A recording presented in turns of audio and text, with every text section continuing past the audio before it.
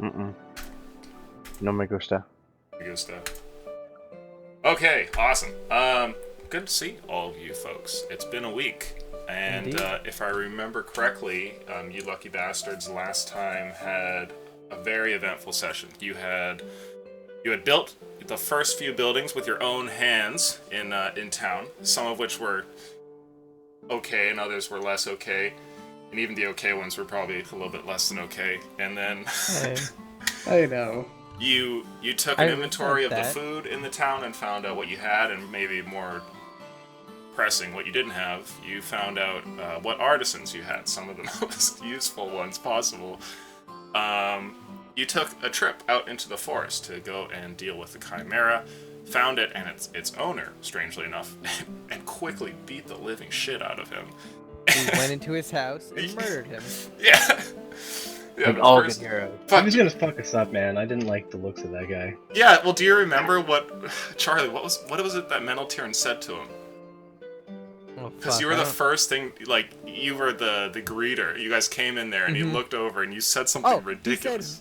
he said, "Who are you?" Yeah. No, what happened was he said, "Who are you?" And I said, "Who are you?" And then he shot a lightning bolt. Like, okay. I loved it. It's like you, like you found him in your cave. Like, anyway, so you killed him.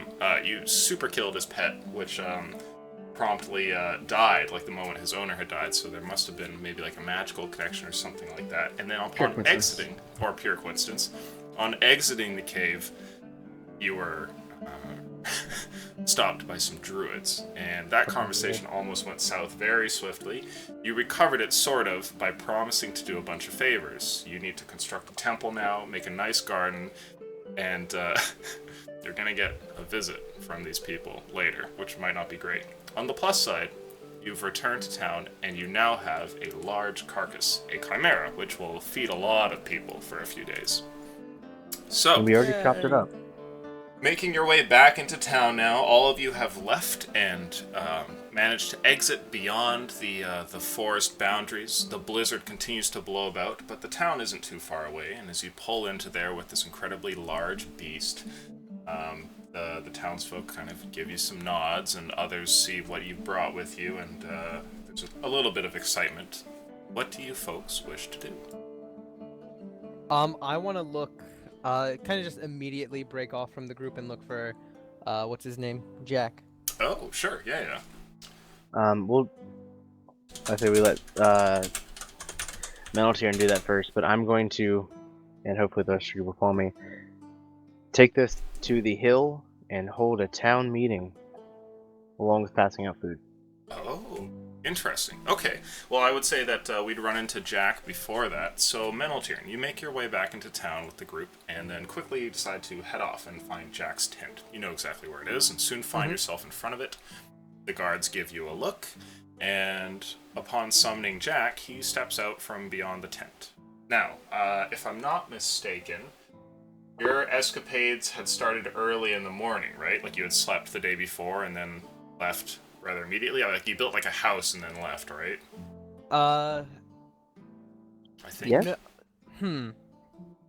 So they started pretty early because we had half the house built, I'm pretty sure. Yeah.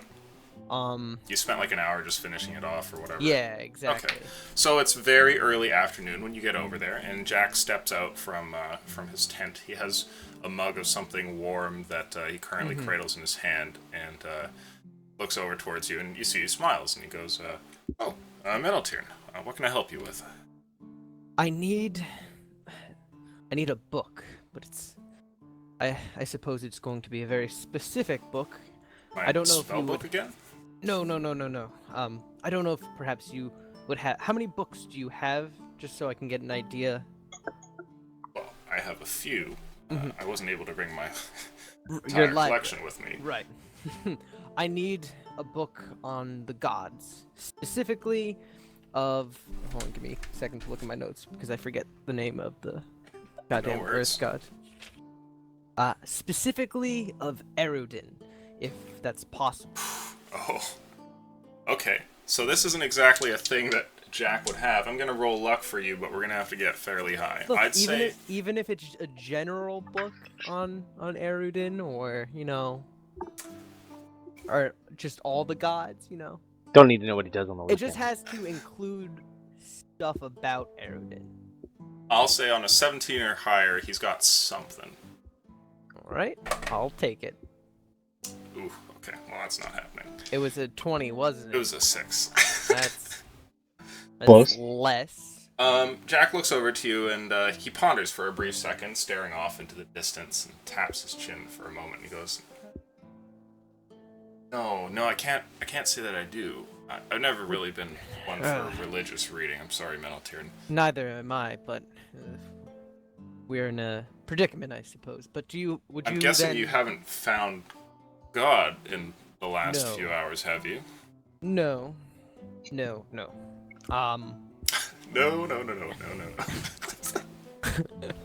Would you be able to get a copy of some book that speaks about Erudin in some way? I could send away for something. My riders have returned, the ones that brought the building materials, so I could send them back out. Well, I mean, I suppose we should send them back out with more than just searching for a book, but if they could collect that in their next outing, that would be appreciated. Well, I'll keep that in mind. Thank you. Was there anything else you were searching for? Oh, no, that was it. I don't think I need anything else of them. I'm gonna go look for Dudarin. Okay. Well, if that's enough, then I will. I'll speak with you later. I have something I'm working on. Interesting. Well, goodbye. With that, Jack gives you a brief bow and then steps beyond the threshold of the tent and disappears within as you go and try to find the rest of the group. Mm-hmm. You can see further up ahead that towards the hill, the rest of your companions have gathered, and they've brought with them this horrible beast, using Vorok as the human forklift. It's been deposited here, which he is, around the 3 houses up on the top of the hill there. And you rejoin them. Mm-hmm. What do you guys want to do? I shall mention, Dudarin, that some of the townsfolk have seen you come up there, but you haven't, called for them or anything yet. So it's just, there's an onlooker here and there, somebody who passes by and pauses to see what you're doing, but people haven't really gathered or anything. Oh, I definitely start trying to calling out and gathering people here. Oh, on your way over? Yeah. Sure, make a persuasion check for me.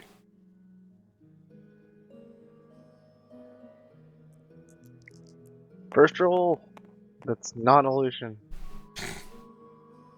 Persuasion? Please. That is a 12. 12. Okay. Some townsfolk begin to gather behind you. It's not as many as you might want, but there's a throng of humans that are following in your wake. I assume food helps the cause. Is that what you're telling them? That there's a meal to be had? Well, town meeting, plus I'm giving out this food. Asterisk, there will be feasting. You will get food. Okay. It may not be cooked, but there will be food. If that's the case and you're offering them this large beast, then the amount of people following you is getting close to a third of the town now. And they're all gathered around up at the top here, waiting to see what it is that you have to say with this meeting. And you notice that after a while, offer free hats. After a while, more folks are starting to come up, and you notice that there's also some other figures from previous. The Rangers are off in the distance in the crowd watching. You can see Chan there, and Jack eventually shows up as well. So as the numbers that are the people coming in is getting less and less. So, thank you all for coming. First off, we've brought food. It's not cooked, but you are more than welcome to take some of it home to feed your families for a few days. And we have found a solution to the food problem. Ah, interesting. Can I put air quote? Can I do air quotes while he's saying that? On what part? Solution, I'm Solution. guessing. Yeah, you could do that. I'd like you to go ahead and make a persuasion roll, please, there, Judarin.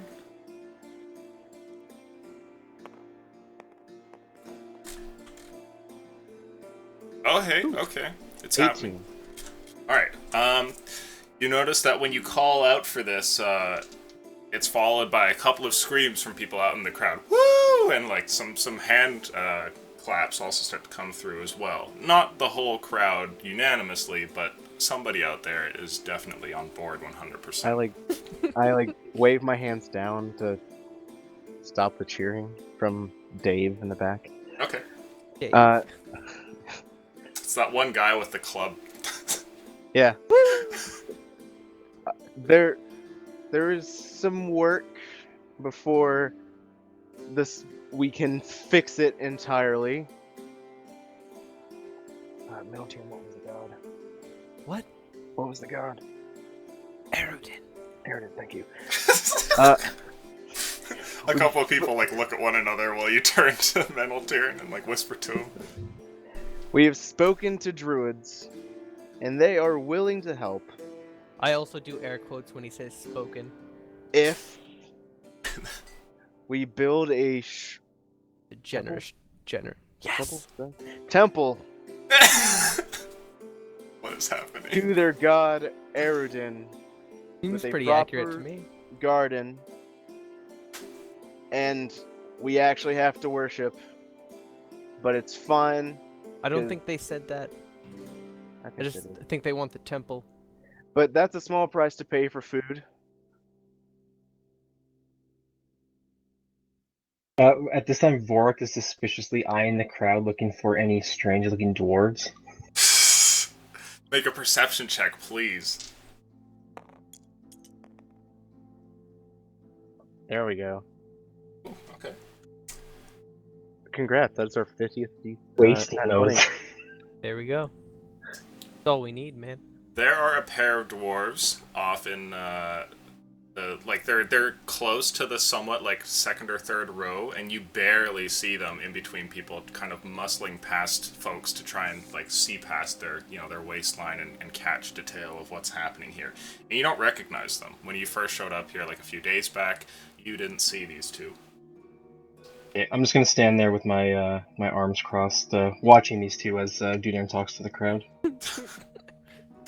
Okay. Can't trust them. I know that I wasn't a strict worshiper of Tilva, but she brought me back to life, and, gotta worship someone for that. So I'll do it for food. I know none of us here are the greatest at building houses, but I think we can all work together to make sure that we'll have aid and food for the future. One of them calls out. You hear a man from the back end here. He says, "Well, what kind of food?" And then another one calls out and says, "Can we still worship our old gods?" They didn't say that you couldn't worship others. They didn't even That's- say that you had to worship Aerodin. That is fine. There's grumbling amongst the folk. There just has to be a temple here, and it has to be taken care of. I'm pretty sure they said worship. I don't know, it was snowing pretty loud. The grumbling intensifies, and soon it seems like there's a streak of perhaps wishy-washiness or mild confusion which is running its way through the folk. Oh yeah, and we can't go back in the forest or they'll kill you. There's a couple of gasps from the people. I know that's hard to hear, but there has been a lot of bad shit in the forest, so it's probably not a bad thing.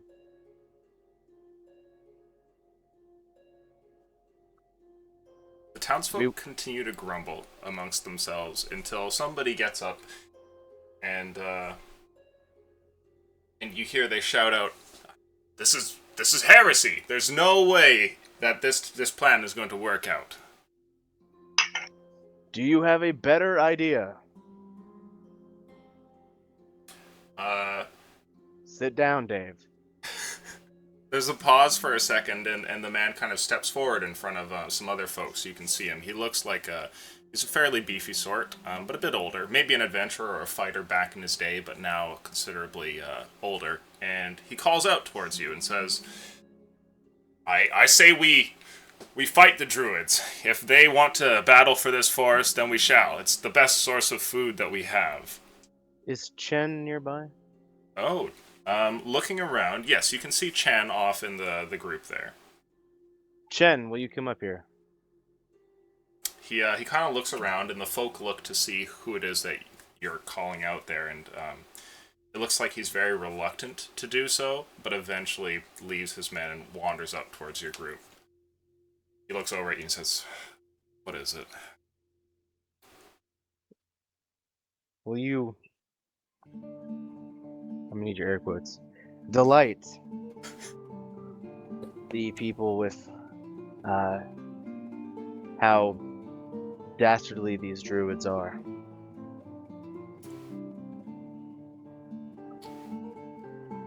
Sure, I'm gonna roll for Chen here doing his intimidation. It's not his strong suit.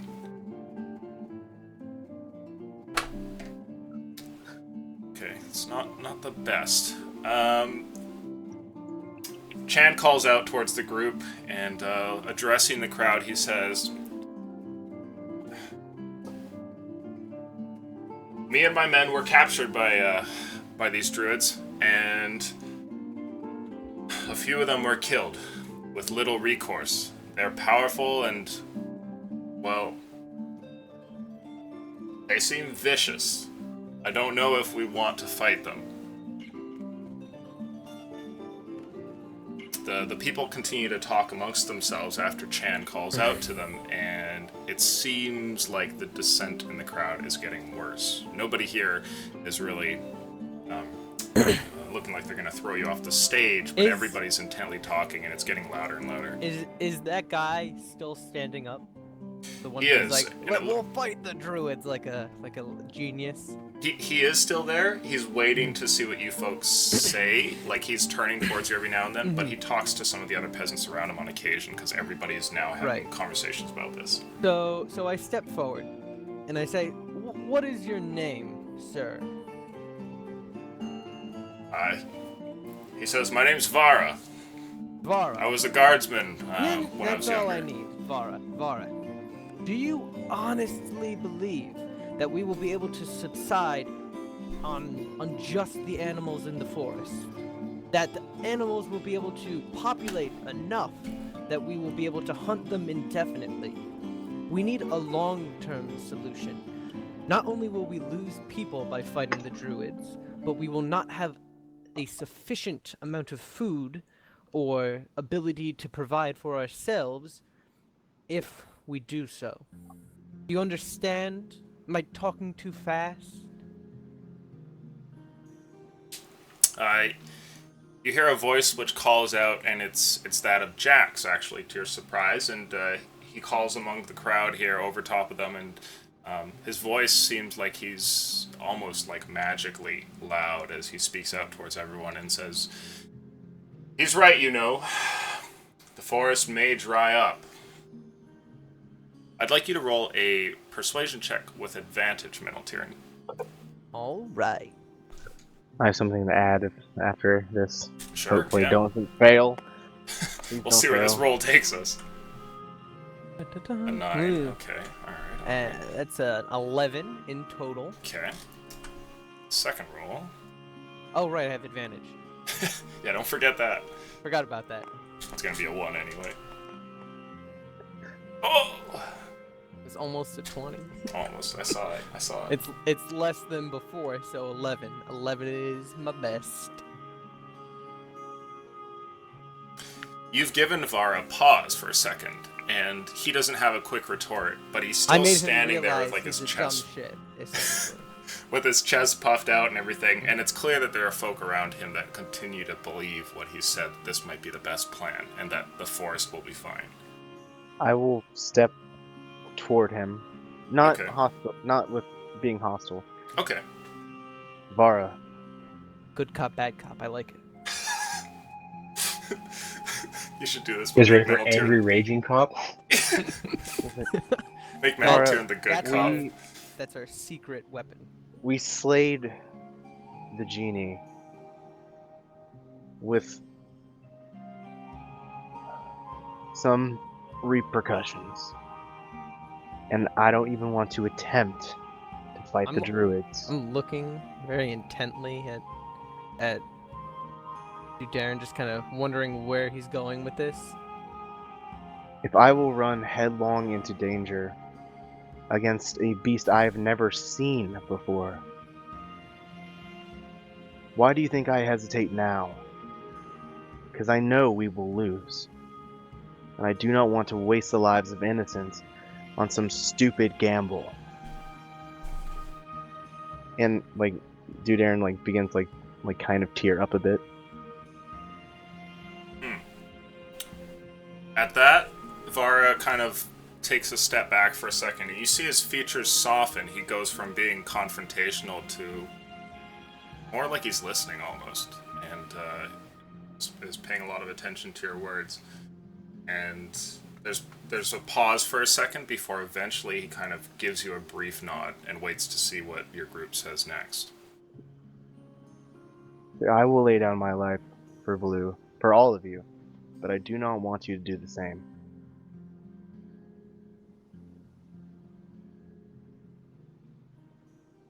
The townsfolk are quiet, more or less, and you can hear whispers and such that go between them, but it seems that the streak of dissent has lessened.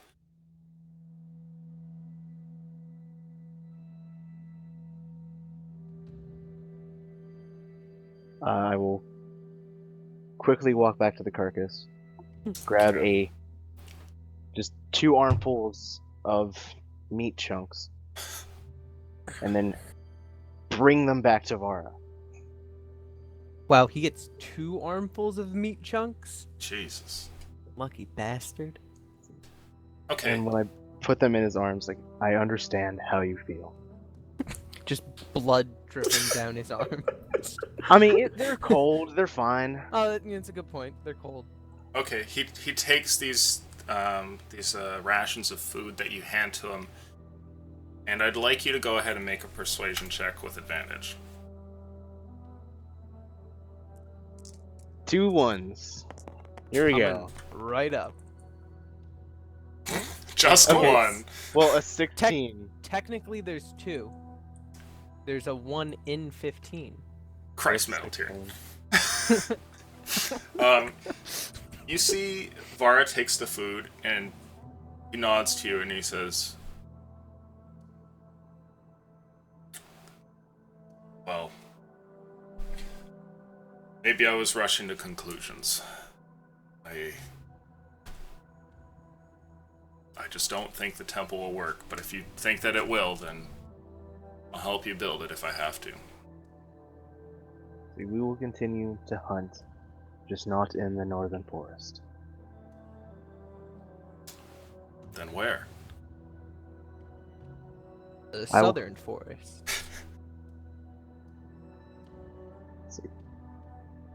I will find a place. You have my word. Yeah, he gives you a nod, and then as you kind of part from that conversation, you notice that he actually hands out the food that you've given to him and rations it amongst the people around him. Damn, now I don't hate him. Still kind of a. I guess We'll I'll see. continue. You have to No. watch Descent very carefully. He's on Metal Tyrant's list of people to possibly charm at a later date. Not charm, just murder. Friends, right? Can I, insight him to see if he actually is understanding, or is he just backing down for now? Sure, roll that insight check. See if you can Yeah. glimpse more of Vara's character. I'm not good at him, but Oh, today you're not bad. There you 17. go. Okay. You think that he is genuinely a good person and was concerned about the outcome of choosing to do this and that it would be a waste of time. Mm-hmm. I have a question, Sure. real quick. The city, or settlement, what is the diameter of the kind of like heat? Like, you know what I mean? Oh. Like, how far out does it go where until like you reach a wall of blizzard? Right. Okay. The city is warmest around the main hill here, Mhm. and what's interesting is the radius at which it is warm is not very large, and so that's why all the tents are so tightly packed together. Or maybe just because people don't want to walk too far. Mhm. But it starts to become cold towards the outside. Radius-wise, we're probably talking like, oh god, I don't know. It's probably the closest analog I can think to is like a really large parking lot or like a football stadium kind of thing. So like 100 yards, or like a little bit more than that. Yeah, so like roughly like that much. So you have 300 people packed into there with all their tents and everything. Beyond that point, it starts to get cold rapidly, and you could like extend the boundaries there, but those folk would be feeling the effects of winter, whereas anybody Right. who is where they are currently, it's not summer, but it's like a brisk sort of cold-ish day. It's better. It's livable. Like you could get up and not even have to put on your winter clothes necessarily to wander around town for a while. Now, what kind of capacity are we at? Oh, for the amount of space, Yeah. it's tight. There's probably enough that you could get some more folk in here, maybe like another 100, I would say, like comfortably. But past that point, you will have to extend out. Okay. Um, Keeping that I in will- mind. I'm gonna join Vara in handing out food. Sure. Okay. So yeah, after that, you start to hand out more food from the thing, and you notice that this streak of dissent that was amongst the group, which was already getting lighter and lighter and less powerful, just kind of vanishes as you begin to hand out food, and people start to turn to being compassionate and kind and helping one another as you start to ration out this very large beast. I'm gonna go back to my tent and just kind of start drafting up like a map of the city. Oh, for sure. Okay. Do you have like parchment and ink Yeah. and all that? Because I have the scholars pack. Perfect. Make an int check for me. Just straight int. Straight up in. Let me see her. Okay.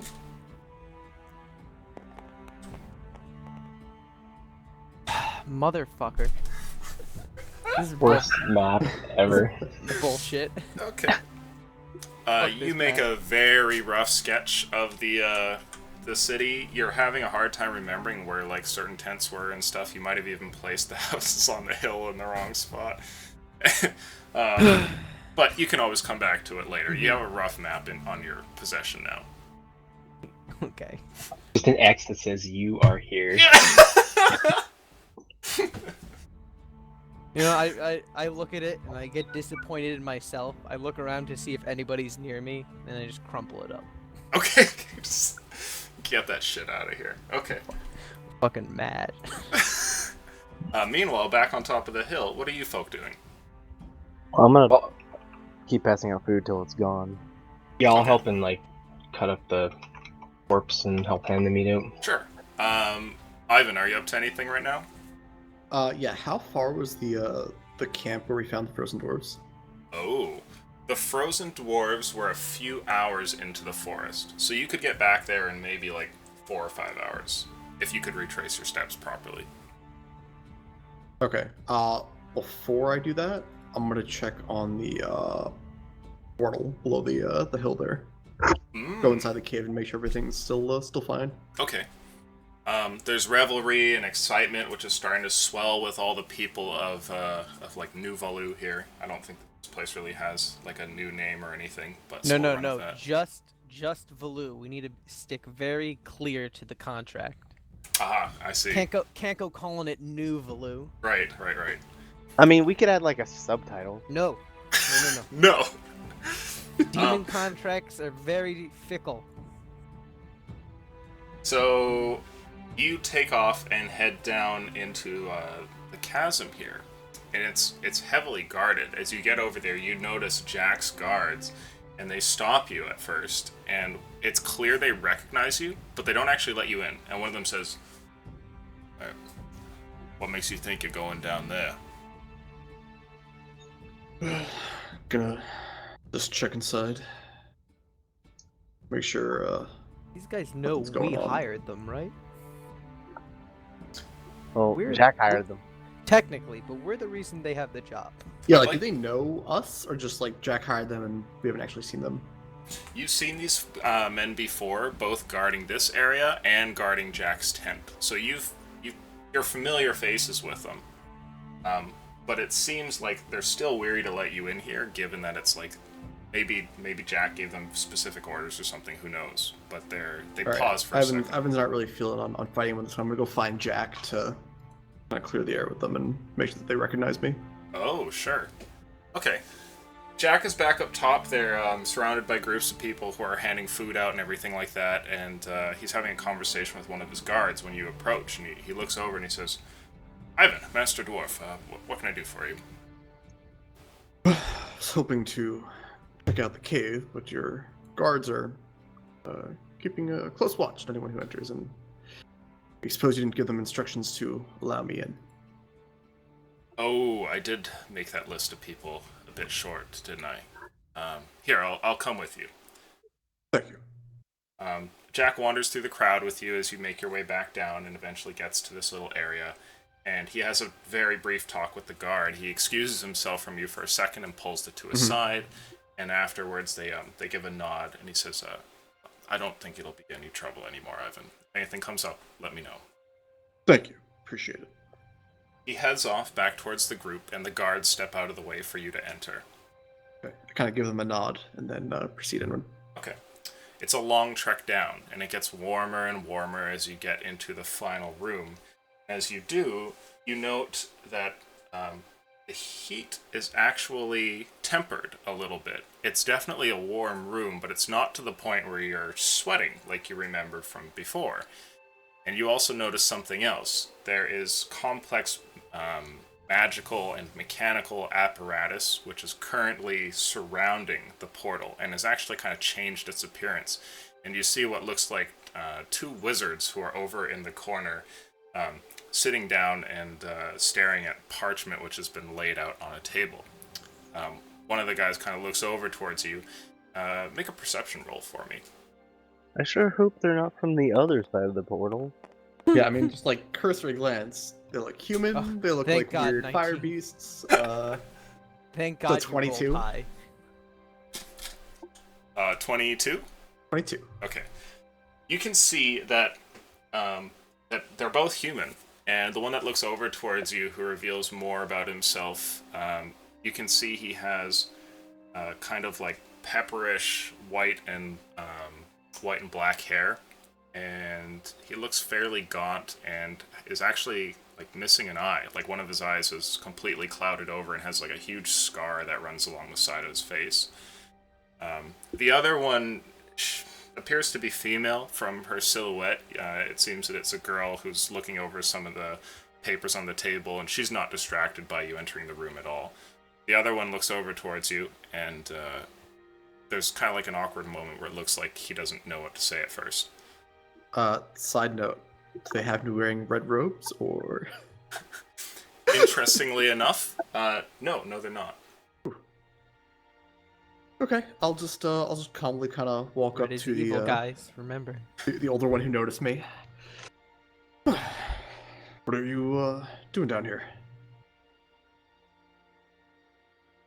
Guarding the portal, he points over and he says, Jack assured that we wouldn't have our business interrupted. Ah, I see. I Are you didn't one know of his you two were guards? down here. No. Just helping out with the development of Lu. Make a persuasion check. I'm gonna see if this guy likes you at all.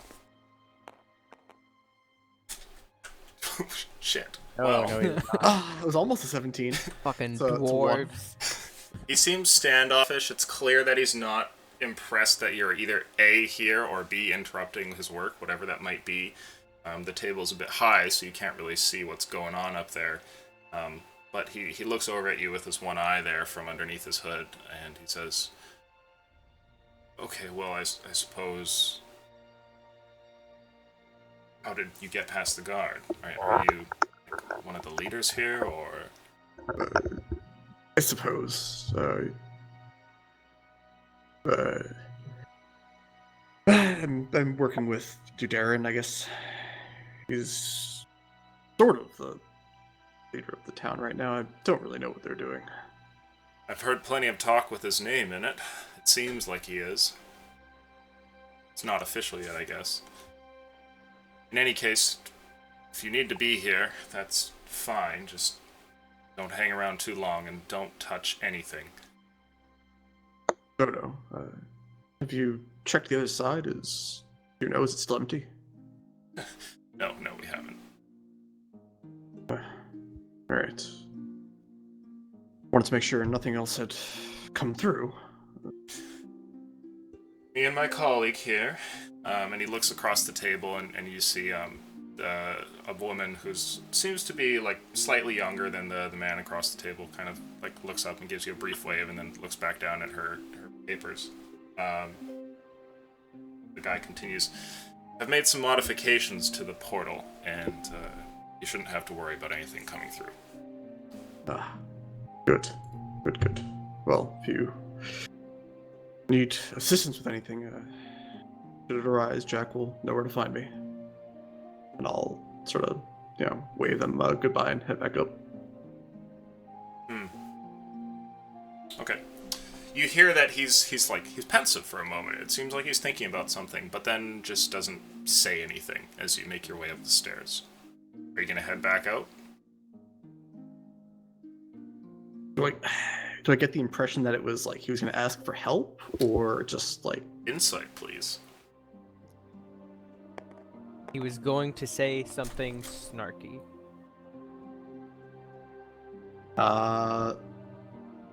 11. Oh. You're not entirely sure. You have a hunch that he was about to ask for help, but chose, for whatever reason, not to ask you. So, do with that what you will. Okay. At this point, you're partway up the stairs, so you're still within view of the room here, and he's turned back to his table. What do you want to do? Okay. With his back turned, I'm just going to kind of look over and get a pretty close inspection of what they're doing. So I assume Ivan has no idea what they've done to the portal. Make an investigation check. This is definitely intelligence-based to tell what the fuck is going on here. Oh my goodness! 20. Is that a 20? You have a Modded 20. modded 20. Okay, yeah, you have positive int. So, looking around the room, you can see that what they're staring at is a schematic of some sort. You're too far away to tell, but it's clear that they're looking at either, it's like maybe like a siege engine or something. You can note that there's gears and pulleys and that kind of thing that are on the pages that they're looking at. And also some other stuff that looks like just like arcane writing, which is completely incomprehensible to you. Oh, I need to talk to these wizards. Somewhere Metal Tyrann strikes a boner. Fucking stealing my ideas. Elsewhere throughout the room, however, you take note of the other things.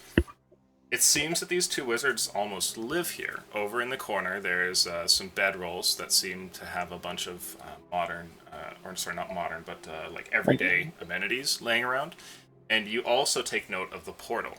And the portal has a group of tall standing, they're like torch holders almost. Like their only purpose is to look nice, and it's like a straight metal pole that goes up to hold a torch, but in place of a torch you see glowing crystals and just let off like a dullish white light. And they seem to almost like hum or pulse, becoming brighter and then slowly receding and then becoming brighter again. And the portal seems to almost like wax and wane in response to the crystals. Like it gets more and more small, almost to the point where it looks like it might close whenever the crystals begin to radiate out, and then it starts to open again as the crystals pull back. That's what you see. Now, int check wise, you have no idea what's going on with like how the crystals work. You've never seen them before. You have no idea how they're acting on the portal, but that's what you gather.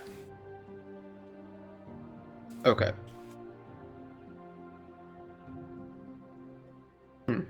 Does the portal seem larger or smaller than the last time I'd seen it? Because I know Most certainly smaller. Yeah. smaller even than after it had shrunk when the demon was doing, or whatever, when the genie was doing its thing, or Yes. just... Okay. No. Got It's to be smaller since definitely then. it's definitely receded in size since then. Okay. All right. After glancing around, I'll head back up to the surface. Okay. So yeah, you pause on the stair for a second, getting a little comb over of the room, and then you head back up the stairs. And eventually, you're passing by the guards there. Are you rejoining all your companions, or what? Yeah, I'm rejoining. So back up at the top, almost all of the meat is gone. It's just kind of some trimmings here and there. And going over this incredible beast, which has a very interesting anatomy. Within its incredibly large rib cage, you find multiple sets of organs, some of which you don't even recognize, and it kind of takes some of Chan's expertise to decide, like, no, don't touch that, and yeah, that's fine. And eventually the whole thing is distributed out. Meneltiern, are you returning to the group? How exactly does it work trying to do something again? Oh, you certainly can. You've merely lost a piece of parchment. I would like to try again. Okay, let's see. Just run out of paper. Just like balls of these shitty maps laying around everywhere. I threw it in the fire. Oh my god! Motherfucker. Your next map is better, but by It's no 7. means as good as you'd want it to be. God damn it. Do you crumple this one as well, or...? I look at it, I think about keeping it, and then I crumple it up and throw it in the fire. Okay.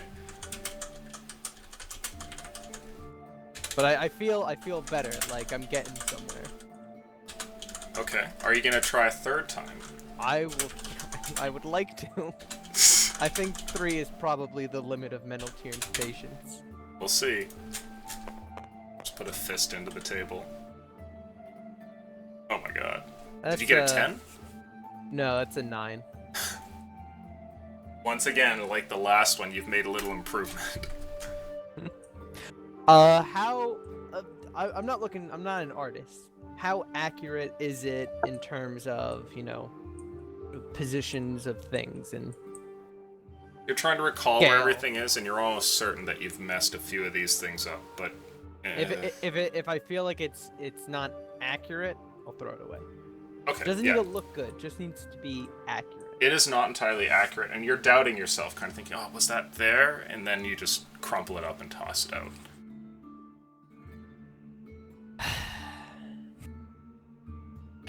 How much time has this taken?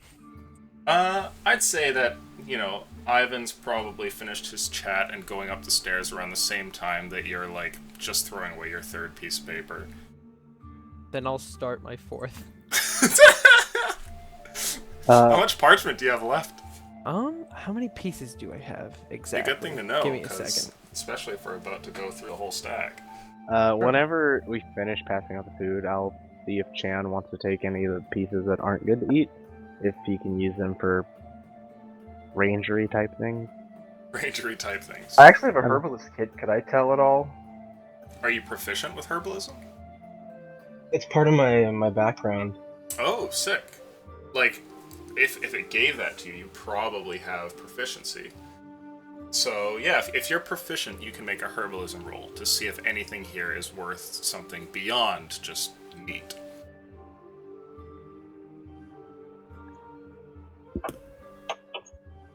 Checking proficiencies. I I'm have sure- 7 pieces of paper left. Okay. I'm sure we here could go. use like the teeth and claws for stuff. The 15. Okay. Finally, you've made a map. Artistically, it's not fantastic, but it's accurate, and you think Okay. you've put everything in the right place. Okay. I am proficient with herbalism. Okay, go ahead and make that roll. Let's see.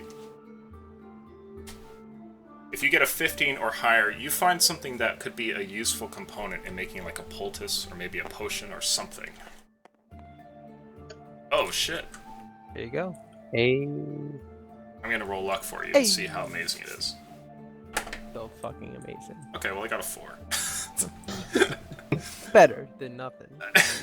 Technically. You find that while he's going through these, it's actually a piece that he identifies as something that can be eaten. He points out to one of the hearts here that the Chimera has, and you kind of pause for a second. Looking at it, you remember something from your notes, your time as a hermit, and you actually know that you can take this heart and use it to craft a draft or a draught of fortitude, something that would bolster someone's resolve. That piece there, Chen, that heart. Don't eat that one. He looks down at it and he says, "Well, it looks fine." It can be used as materials to make some type of potion, perhaps. Hang on to it for now. He doesn't seem to be keen on holding it. It kind of rests in his hand there, and he just kind of like motions his arm slowly towards you and says, "If you want it." I'll pick it up and until I can figure out how to turn it into this draught of fortitude, I'm gonna go slightly outside of town and like bury it in the snow to preserve it and just mark where it is. Oh, okay. Gets covered in snow. Can't find it. Okay. So you go and mark a little spot. I'll mark it with a javelin just to make it easy. Sure. Okay. Making sure it's obvious, you go ahead and take this and try to preserve it off in the ground somewhere there, surrounded by some snow and a small hole in the ground. And you're finished your map there. Ivan, you've rejoined the group at the top. Vorok has gone off to drop this off and has come back. And Dudarin, you're still here, having brief, small chat with the townsfolk while handing them food. And you've all met back up here. Some of the other folk from before, you've noticed that once like the body is finished being carved up, Chan leaves. Either he's uncomfortable being here or something calls him elsewhere, but he quickly bows out and heads away. And as you look around, you note that Jack is not here either. It's mostly common folk about the place. Some start to begin cooking the meat immediately, and what looks like a small feast is breaking out. Others take their portions and go and stash them away in their tents down on the bottom of the hill. Everyone's kind of doing their own thing, but you guys have all met back up. If I Jack's would- just kind of being idle, I want to have a conversation with him about what's happening down in the cave. Oh, well, it seems that he's disappeared. You could, I guess, like go looking for him or go to his tent. No, if he's already left, then I'll hang around. Okay, yeah, he's already gone. It's probably like late afternoon by now, and you folks are all here. What do you want to do? Meneltiern would have stayed back at the camp because he wants to do something else. Oh, sure. Okay. So you got the 3 at the top. Well, first off, like, are you still gonna make that put those chainmail together? Put those chainmails together. Oh yeah, I can still do that. I can start giving that a go. The plan was to take the 2 dwarven chainmail, turn it into a human-sized chainmail. Good. You have proficiency in blacksmith tools, right? And I have smith tools. You have the tools, but not I have the proficiency. tools and the proficiency. Oh, okay. He's Sure. got both. I better be able to do the solution. Yeah, go ahead and make that roll. Let's see if you can do it what's in this good roll? time. It's just proficiency. You can add either strength or dex. It's your choice. All right. Let's see. Strength and proficiency will make that a 12. Okay. The work is slow going, not because you don't know what you're doing, but it's been so long since you've had to actually use these tools, and you begin to start the laborious process of taking one ring and kind of bending it out and attaching it to another ring and another one, and You know this is going to take a while. If you're lucky, by the time bedtime rolls around, you'll have a chainmail set ready for your friend. Okay. And since I'm kind of getting into this mood, I'll repair any like issues with my own armor, weapons, shields, and if any party members also have issues. Like some mending here and there? Some mending here and there. If there's some dents in armor or weapons are scuffed a bit. Okay, sure. Between mending and the smiths tools, I hope I can repair like essentially anything. Yeah, you're confident that as long as it's not like a huge chunk of something that's missing, you should be fine. All right. Okay. And I want to try and get like as much out of this chimera as I can, like teeth, claws, fur. Oh, make a survival check for me then. And I'm stupid and I realized I have proficiency and the herbalist kit, so I'd like to just kind of wander around just on the outskirts of town, see if I can find anything to put together with that heart and try to make something out of it. Oh, sure. 19. 19. You do a very good job of dressing down this creature, and you actually manage to recover bits of its fur, which could be used as a pelt later. You recover some horns, you recover a bunch of teeth. You have a bunch of, let's say, useful chimera leftovers at your disposal. Right. Well, So I you will. can add that to like the party inventory or whatever it may be. Stash it somewhere. I'll just put it in my equipment. Useful chimera bits. Okay, for sure. And I guess I'll like load up what can't be used, and just like take it outside of town in that sled of ours. Okay.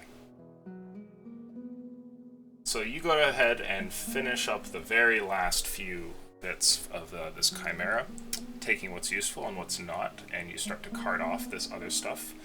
And I want a perception check or an investigation check, your choice, Vorok, so that you can find the other thing that you need. Perception. Now, the way it'll work is with the heart alone. You know that you can make a recipe, but you can improve its strength by finding a small flowering plant on the edge of the forest here, where it sometimes grows. Given that it's winter, though, you think most of it'll be dead. I do not have either, so I guess we'll just go investigation. Oh! 5. 5. Okay. You don't find it. You search for a while, and most of the vegetation has long since died to the cold. Chances are there's nothing to find. Okay, so I'll head back to the heart, I'll take my javelin back, and then I'll just try to see what I can make out of just that. Okay. So you're back towards your camp here, and you know that you're going to need some sort of receptacle for it. You're going to reduce down this and extract what juices you can from it over a fire. It's going to take a little while. Do you have like an empty glass, like a potion bottle? Nope. I have to find one. If only there was a glass blower in town. What luck? I'll probably forget this and just come back to the group. I need a glass vial for a potion, please. There's a glass blower in town. Minotaur looks up from a piece of paper and then directly back down.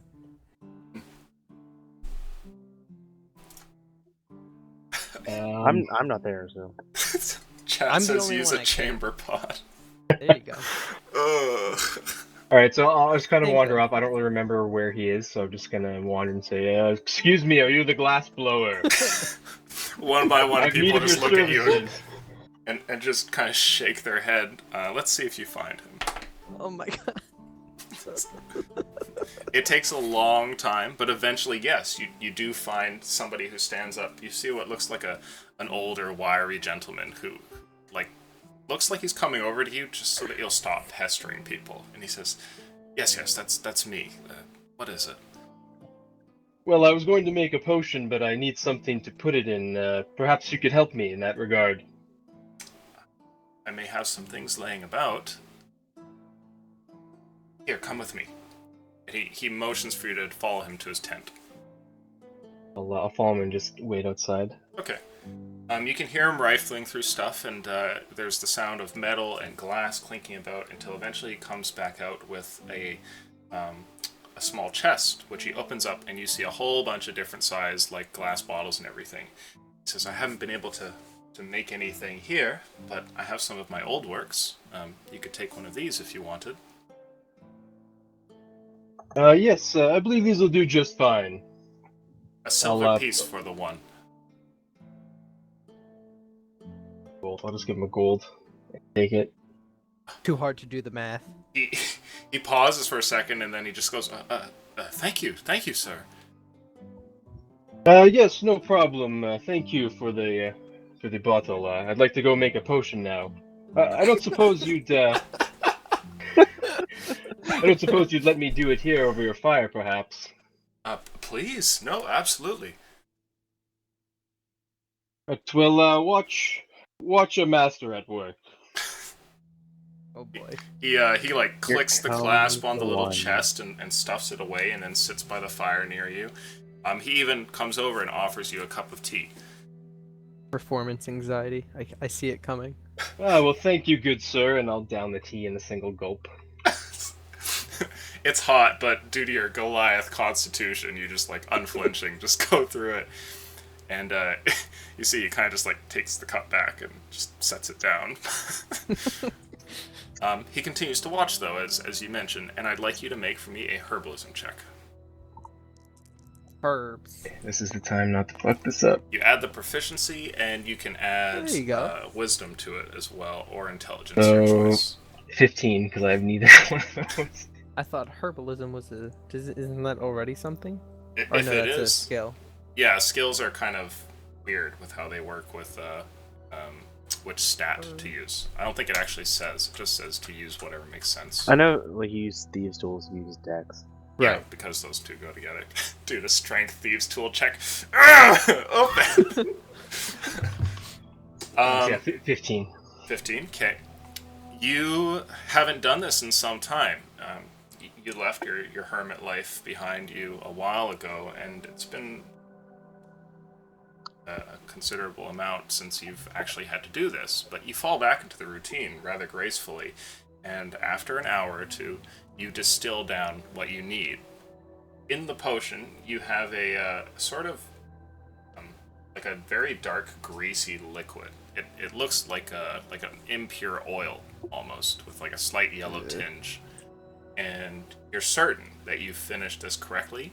You can add to your inventory a draft of fortitude, and it gives 1d4 of temporary hit points for an hour to whoever drinks it. Alright, well, I'll finish it up, put the new potion in my pack, and then I'll just clap the man on the back. Thank you for your time. I hope you enjoyed watching. Not my best work, but, oh, they can't all be winners, right? You're very talented. If you need anything again, I'll be here. Well, I appreciate that. If I find any other materials to perhaps make another potion, I'll definitely come find you. You see this older gentleman. He gives you a nod and smiles as you begin to get up from the camp. I'll just head back to the main camp with the rest of the group. Okay. Rejoining the rest of the folk here, what do you guys want to do? In the time that it took them to do that, could I do something? You certainly could. What do you want Okay. to do? I want to make a copy of the map that I have. Oh, just And- trace it out? And yeah, and on that copy, what I essentially want to do is look at the positioning of all the tents and try to optimize it in such a way that it leaves a large area to the north of the, I'm just going to call it a city, to the north of the city, in which we could build the temples to the various gods that everyone Oh. wants to worship. Sure, okay. Well, you have a little bit of space left, but it seems that the group has kind of gravitated towards the north, perhaps because the forest is over there. Hmm. But If- you could try and relocate them, or squeeze a temple in If here. it's super dense to the north, I'll do like what would that be? The east. Okay. Make an Essentially- intelligence check for me then. Essentially, I just don't want to do it where there's going to be like a major road. Okay.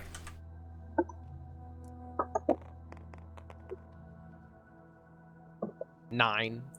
Motherfucker. Today is a rough day for you, This and as die is going over here. as you're planning this out, you find that you kind of have to put the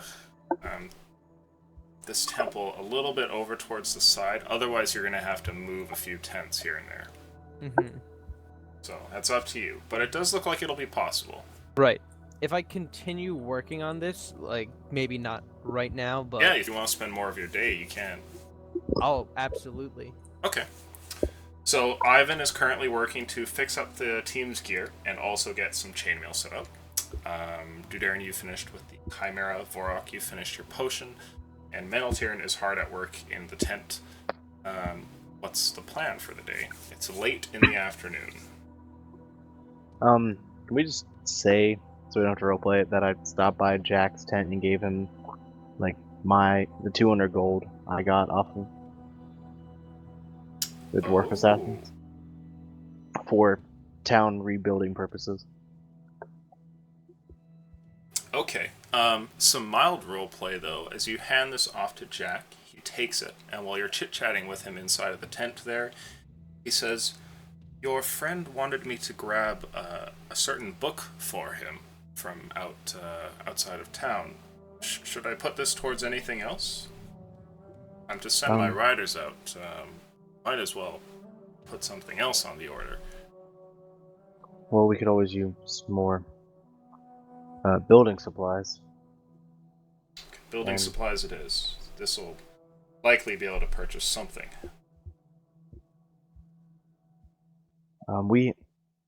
I do believe we have more, but I would like to see where we go with the town Hmm. so we can budget better. Big Okay. words. So Jack nods, and you see he writes like a little note on his table. Is that all that you're going to chat to him about? Yeah. Okay, so you head back off from there, and you've now given him the money. He's graciously accepted it, and it looks like he's going to get this book and maybe some basic building supplies on the next order.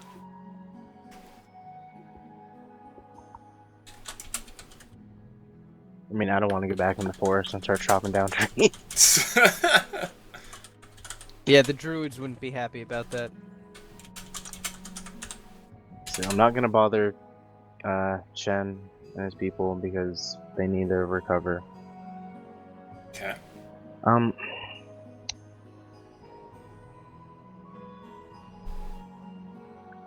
I guess like other than that, like dude will just like walk around town, chat with folks, just try and keep the mood up. Okay. So there's no specific plan other than the things currently going for the day, yes? I believe so. I just want to continue working on the map until I go to sleep. Okay. Let's see here.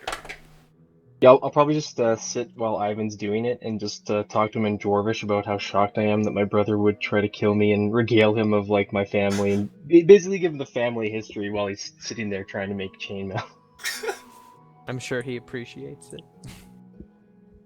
Ivan, do you just listen to it while you're like closing and opening one ring after the other? Yeah, probably, whatever. Okay.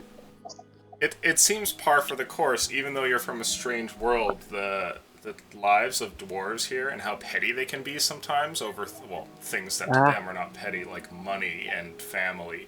And money. Yeah, and family money get rather intense.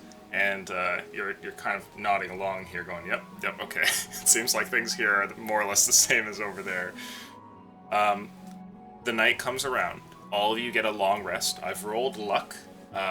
Your gear has been repaired, and it doesn't look brand new, but previous scuffs and things like that have all been repaired by Ivan. And Ivan, you've created a human-sized set of chainmail, but you've lost the other materials for it. And Meneltirn, your map now has as much detail as you could pack into it for the day. There's a space that you've outlined out for where you could put the temple up towards the north, and you've successfully made a potion there, Vorak. While Dudarin, you spent the evening chit-chatting with the townsfolk. Everybody wakes up the next day. Don't like how you said next day. Jeez. Meneltiern does wake up though, and he goes to find Jax. Okay. As per usual. Alright. Let's see here. Give me 2 seconds. Also, just an offhanded question.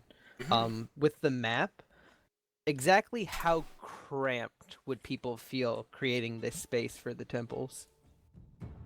Oh. Well, the temple would probably be near to people. If you want to make things comfortable, you could spread the tents out a little bit. Like I mentioned, you could probably get another 100 people in here, perhaps. So you could spread them out. Right. But if you want to put this to the north, you're going to have to relocate like 1 or 2 people. Who knows if they're going to be really salty about it, or if they'll just shuffle their tent somewhere over here. Right. Okay. The next day, as you wake up, you go and look to find Jack. And as you make your way over, you notice something. That outside of Jack's house, there is a collection of building supplies, which are all laying around. I go, well, as I suppose. I'm assuming the guards see me. Yes, they see you, and one of them summons Jack, if you'll have him. Certainly. Okay. He steps outside, and he looks more or less the same way he does every morning, a little groggy, but happy to see you, and he says, Meneltier, it's good to see you again. Yeah, good to see you again. Again, like, as I have been for the past, well, couple days for me. How long have we been gone? Oh, it's the 66th. Some people had mentioned looking for you, but being unable to find you. Naturally. The book. Speaking of which, yes, I have secured a book on Eredin's teachings. It seems that the other towns are not doing so well, and so knickknacks like this, and he produces a book from inside the tent. Knickknacks like this are going for a fairly low price. Take it. Really? Excellent. I also have the building materials your friend Dudarin requested. This should prove very useful. Hopefully we'll be able to expand the town some and get started on this temple. How familiar have you been able to get with the people of the city? Well, I talk to them from time to time. Though I have to admit I'm not, a seasoned socialite, I guess you could say. No matter, really. Are there any followers of Erudin in the city? Oh, I roll some luck for you. Please, for the love of God, we need a priest. I just rolled a 1. Fuck you. God damn it. Chat, demand a reroll. Demand a reroll. He pauses for a second and ponders, and he thinks, no, actually, I know there's a few gods popular in this town, but Eredin is, well, to be honest, when you first mentioned it a while back, that was the first time I'd heard anything of him for a while. That is unfortunate. I'm not sure who we will be able to get to, well, I suppose, lead the Temple of Eredin, but, we'll figure that out when we get there. So we're making you a priest, aren't we? Me? Yeah. No, Uh-oh. no. Sure you have- Sorry, guys. Meneltiern, he's got to look out for Yendu, his boy. Number 1. I worship 2 gods. I can worship a 3rd. There you go. I say I say thank you to Jax, and I want to go back to the camp and begin to study the book and essentially draw up to the best of my ability what I think a proper temple to Erudin would require and what it would look like. Oh, interesting. Okay. Simultaneously, I also received a friend request from Potato God. Perfect. Who is this man? They The can United help Is he willing to States. send potatoes to Blue? Does don't he know. want to play? His Steam picture is a large collection of potatoes. What is happening? We have to plant that garden in the church, don't we? There's no potato-related Right. people So in the chat. church is what from what I imagine, it's going to be kind of like an open air church with lots of like plants and stuff. So it's an indoor farm. Sort of. Well, not indoors because open air building. So it's not really like a building, but it's more like a collection of almost walls to give the illusion of a building. Like At just an open roofed kind of Yeah, deal. exactly. Yeah. Like that's kind of how I imagine it's going to turn out. But So you're we'll consulting this book that you have and what materials you have and trying to just reason out what you could do with it. exactly. Oh. Gotta okay. get this food thing under wraps. Okay. Give me a brief 2 seconds here. Mm-hmm. Gotta appease those druids and gotta make friends with the potato god. It's probably not a bad idea. Okay, so we had a, I had to, Erudin like- is essentially the potato god. I had to like walk amongst away other and do this thing. vegetables. So we got a long rest. Mm-hmm. Mm-hmm. What day is it? Did you ask Meneltirn? If you ask Meneltirn, he will be more than happy to share. But he will Well, I- likely not say it at all. Otherwise, I, the person, need to know Oh! for our notes. my apologies. It is the 66th. What the? Dude, why are you even surprised? anymore? I mean, I had to ask because I heard you got the book, but still, you know. It's fucked up, man. Oh, and I guess you have the chainmail now as well, if you can add that. Okay, yeah, I need to look at the actual armor class on it. Interesting. Okay, so going through this book, go ahead and make for me a check. Roll your infamous investigation check here. Infamous. Well, I don't mean to be mean, but some DM bullying here. You've been rolling like shit all night. Yeah, a little I mean, bit. it's not mean if it's the truth. It's not mean if I it's can't true. look. I can't help what the dice gods are giving me. Investigation. That is a 11. An 8 plus 3. Wow. Okay, so I got those pluses, man. At the very least. you flip through the book and you pass by some opening stories, some myth on Erudin, and some practices and whatnot until eventually you get to an illustration of what a temple looks like for him. And sure enough, similar to your suspicion, his temple is more or less a garden. It's a large room that never has a roof, it seems, and has walls, sometimes literal just fences, other times really nice raw walls that go around. Sometimes there's multiple rooms. None of them ever have roofs, and each thing is filled with very pleasant plants. Whoever created this book took quite a bit of time to illustrate exactly how gorgeous everything was laid out. It has like a Right. little rockway path that leads through the gardens and all of that. So, Okay. how to build this? It's clear that there's quite a bit of artistic layout that goes into forming this, and creating the walls themselves was probably not terribly difficult. It's what comes after that's tricky.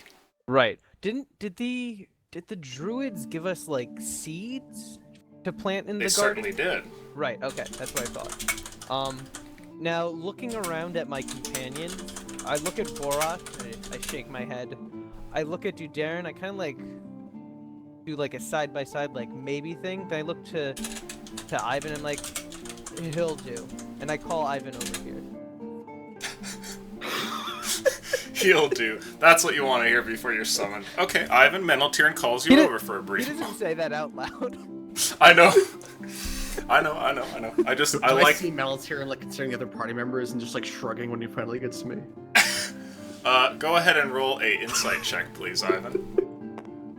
The cleric knows all. Oh! 21. There you go. You do see this. He's Alright. like, he's looking over everybody and goes, and then he gets to you and just kind of, all right, well. Ivan, he calls. So, I acquired this book from Jax in regards to building the temple to Eridan as to secure our food for the future. I was hoping you would help me design the actual temple that we are going to build.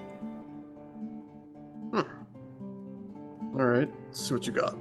I'll take a look at the book that he has as reference. Okay. Kind of look it over. So, the book is fairly well detailed and it contains a good deal of all the info you could possibly want on Eridan. You quickly chance upon the same chapter that he was looking at, one that outlays a couple of temple layouts here, and you get a rough idea of what's going on. It seems like an open garden with walls that are placed in artistic fashion here and there. Alright. So, I'm fine with this. I will attempt to assist him in designing it. And Bring I it in a I decent show spot. him the map that I made as well, and the kind of area I've kind of set aside for building temples. One to Eridan, one to Tilva. What is Judaren's first god? Oh, Autumn. one to Autumn, and then there's like a small little area for like, basically, it's more like a shack because Yendu is very simple, as you know. Okay. So you go ahead and take a look here. It's clear from what your friends laid out here, Ivan, that off in the distance, some people are going to have to be moved to construct this holy district of sorts. But Meltier's actually done quite a bit of the legwork, at least the mental portions, and he has some decent layouts on what could go here and what could go there. And he's effectively repositioned, like he's got other areas that tents could be moved just to make sure that this whole thing happens. It's all laid out pretty well. The only thing that's not really done yet is the architecture itself. And so are you two gonna set on to trying to design this building? That is the idea. Yeah, and then are we... So I don't know if I missed that. Are we actually building it on the northern part of town, or is it the eastern part of the current town?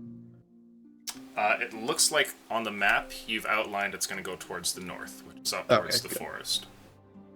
Good. Yeah, I'll just assist him then, I guess, in actually laying it out. You know, if we need to, we'll walk over to that area to kind of get like a visual idea of where we're building.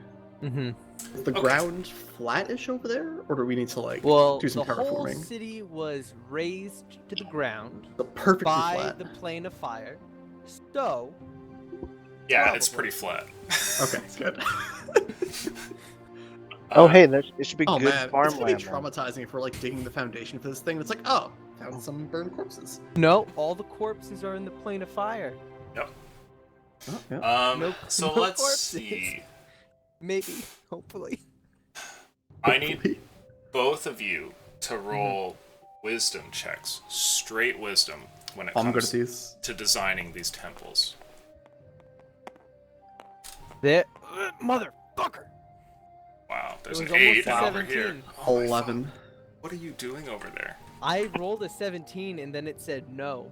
You need new dice. There's Can we gonna- take our time? Can we do that feature that we never use, where we take our time and add +10? totally. Well, I'm not going to allow it to work exactly like that, but you can take your time because I think that rule's bullshit. And I'm not using it. No, I mean, I- we would definitely take our time with this. We're not gonna rush. Yeah. the, Okay. They could the take design of all a temple. day. Sure.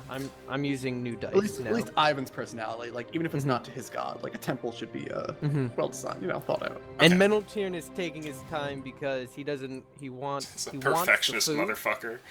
Well, that too. But he also doesn't want to upset the crazy ass druids who live in the forest, who are like, "We'll fucking kill you." Yeah, no, it's probably not a bad idea. Your last interaction with them was rough. So you two are working on this plan, and meanwhile, Vorok and Dudarin, what are you guys up to? We get the well. You have a Assuming set of chainmail now, so that's kind Yeah. of a big deal. yeah, What's your I guess AC that at? 16. Yeah, Wow. chainmail's heavy. Yep, 16. Nice. Weren't you at Yeah, like what's my 12 mage before? armor? Yes. Jesus 12? Christ. Holy I don't have a shit. Dexmon anymore. Oh, right. Well, permanent injuries hurt. Maybe you shouldn't die so often. Mm-hmm. I try not to.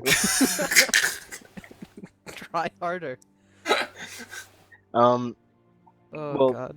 well, if Metal Tier has his book, that should mean my building supplies are in, right? Would you tell him this, Metal Tier? No, because Metal Tier plans on using it for the temple. I mean, that's where it would go. I didn't know that you were planning on building that. Temple equals food. Metal Tier probably just would have forgot to tell you anyway. That seems pretty accurate. Okay, so it seems that half of your party is busy working on something there in the tent. Ivan and Meneltirn are planning something, and you hear parchment and stuff like that, while you and Vorok are seated at the fire outside of the tent. I think I'll train. Sure. Okay. The, How about you, train Vorok? yourself or the militia? You know, I'm gonna go around town and see if I'm gonna find Vara Oh. and see if he and some friends wouldn't mind taking up the sword again. Okay, I rolled 18 on your luck. It doesn't take long wandering through town before you meet Vara. He's there over by a tent, and you can see that Vara is actually he's a family man. He has what looks to be his wife over there, who seems to be knitting something on a stool outside of their tent, and two children look like they're in a very involved game of tag. They're probably just a few years old. So they run around the tent and occasionally knock things over and break things. What time of day is it? It is early in the morning. Probably about maybe like 9-ish. I walk and say, "Good morning, Vara, Mrs. Vara." Mrs. Vara. Jesus fuck. You see, she gives you a brief smile there, Mrs. Vara, that is, and then Vara himself, he walks over towards you and he says, "Darren, what is it?" Well, I was.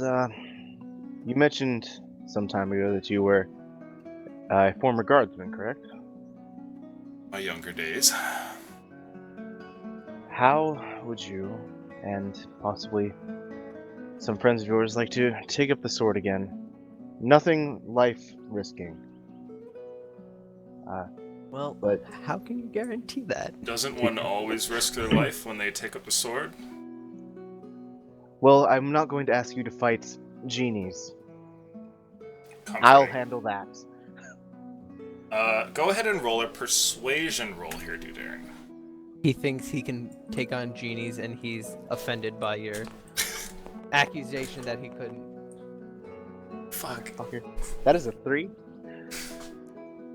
Guys, we need to build this temple quick. The druids I are know, mad. I know I failed, so I'm just gonna keep going. If I keep talking, the roll doesn't matter. It's like, yeah, it's like, it'd be more. I need Sweeten the capable men pot. to help teach others how to fight. It's more to keep drunken squabbles from happening. Interesting. Okay, you see a moment where it looks like Vara's not particularly game, but as you continue, he starts to kind of lean back in again, and he says, "Well, I have obligations and responsibilities. I can't go off to war with you, Darren. I don't plan on war. But if you want Yeah. me to teach some men some techniques, I'd be happy to do so." I'd really appreciate it. I didn't spend very long in the guard before. I have Mm, some of my old materials, but I don't suppose you have training swords laying around or anything. In fact, I do. As Armor, a matter swords. of fact. All flats and dull. They said you'd be resourceful. Well, let me finish a few things here, and then if you want to get started, I'd be happy to join you. Great. I will try and find some others, and just meet me at the bottom of the hill. Oh, okay.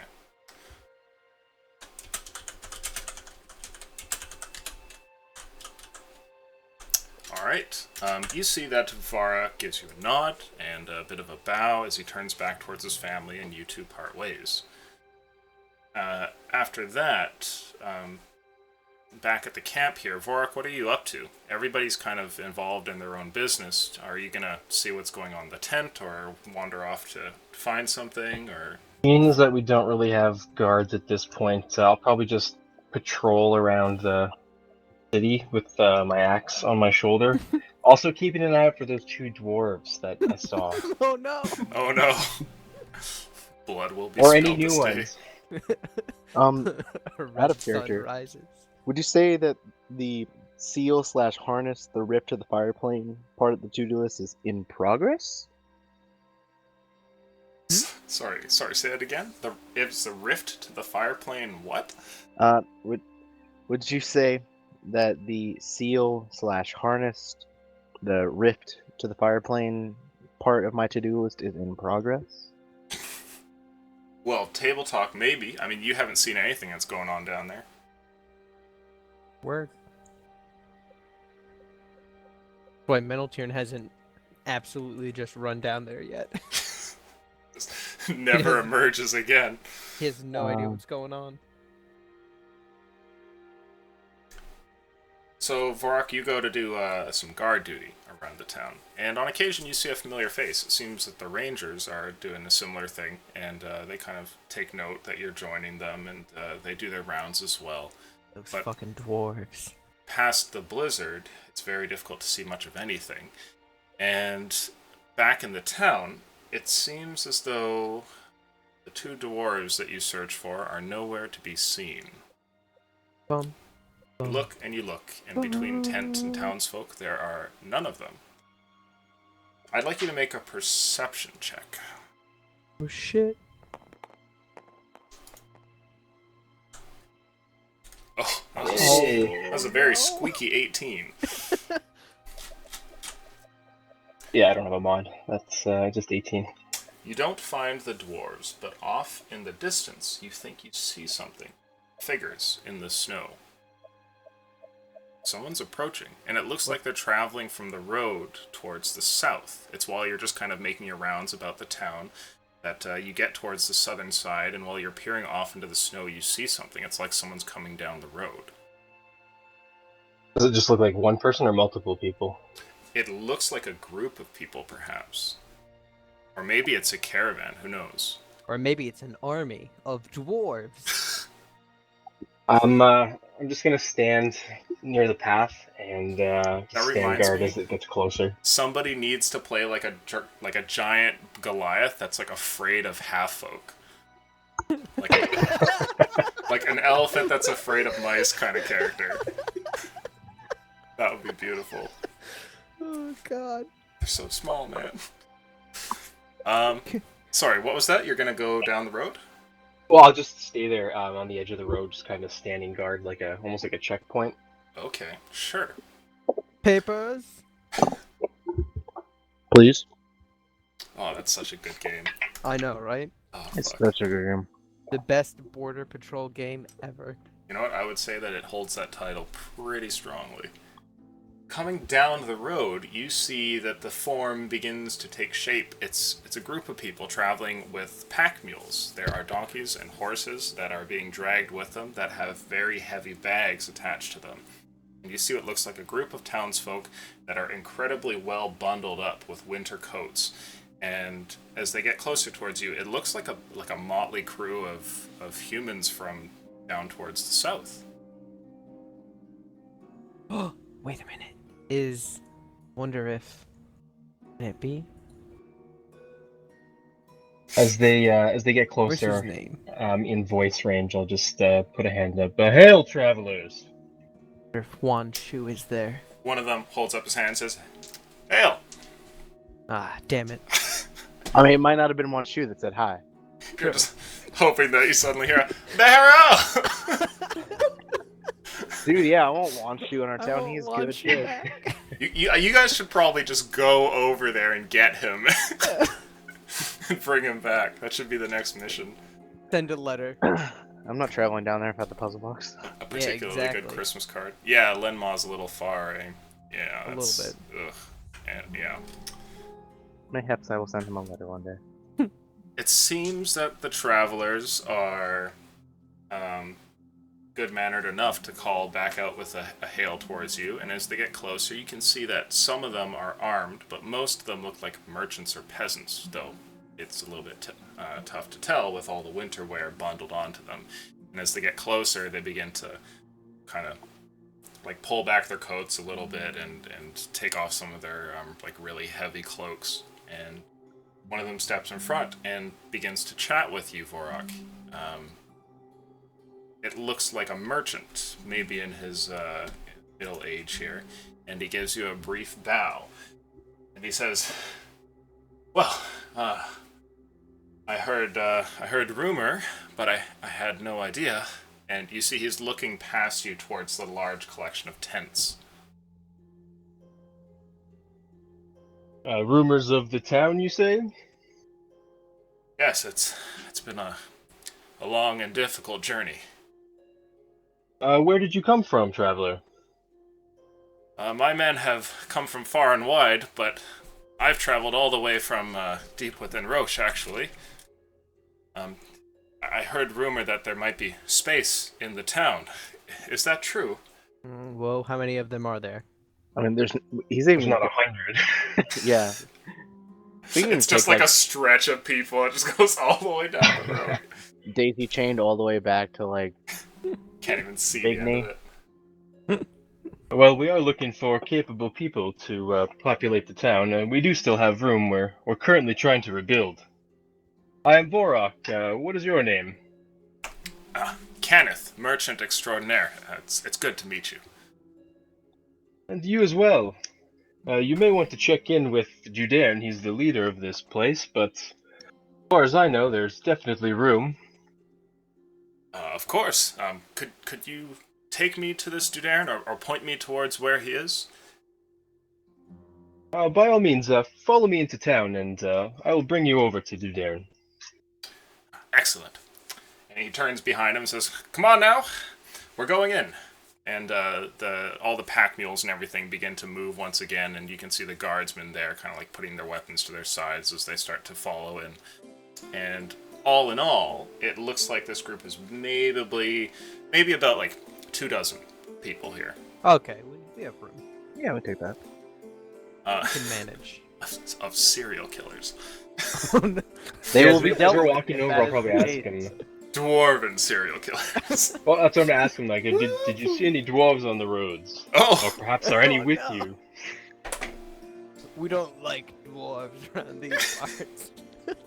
Kenneth turns to you and he says, "Oh, well, I have a dwarf in the group here. Probably towards the back. Why do you ask?" Did you come to kill me? Do you know where he hails from? We picked him up from Andwal, actually, the capital down south. Oh. Not really sure what he's about. Doesn't say too much. Useful, though. Strong. Helps out when we ask. I like Clan's idea. Does he have a name? Oh my god, what's Clan's idea? Jesus fuck. Yep, I don't know what I expected.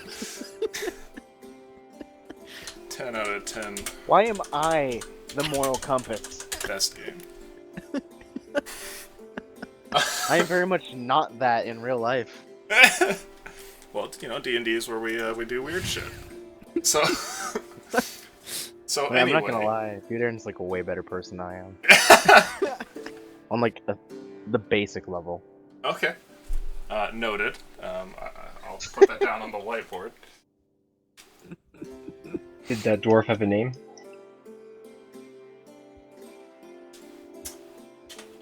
Dave. We call him Scraps. Scraps. I love him. I want to hug him. Well, if you see any strange dwarves around, please let me know. I've got a bit of a problem ongoing. Shouldn't concern you, but more eyes out on the woods, the better. He nods and he says, yes. And then just a few seconds later, he says, so about the dwarf thing, Yes, Kenneth. Should I speak with Scraps or be on the lookout for dwarves in this tented town you have here? We're mostly there's just not travelers. I have some goods that I'd be happy to sell, and well, to be honest, we're looking for shelter. The last while's been interesting, but I feel like I just need to know a bit more about this dwarf thing. Well, long story short, it's a bit of a family issue. You see, I am a dwarf, sort of.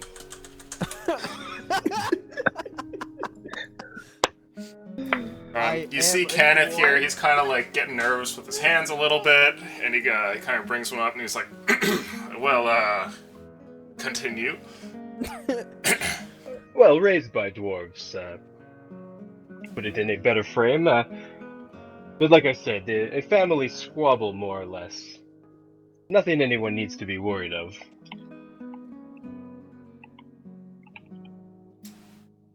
Hmm. 2 dozen assassins. Roll an enter the insight loop. check. All the Ruffles. assassins. Oh! That was almost the 17. one. You note that Kenneth, for a brief moment, looks over his shoulder with a look of worry about his dwarven friend further off into the caravan. And then eventually turns back, and you can tell he feels slightly uneasy, but otherwise continues to follow you into town. Well, don't worry, I'll have a chat with Scraps myself, perhaps once you're settled in town. Dudairn's close, right over there. Perhaps we can introduce you. When you I'm finish sure the we get dwarf bit, much use of merchants in town. he says, yes, you talk to him if need be.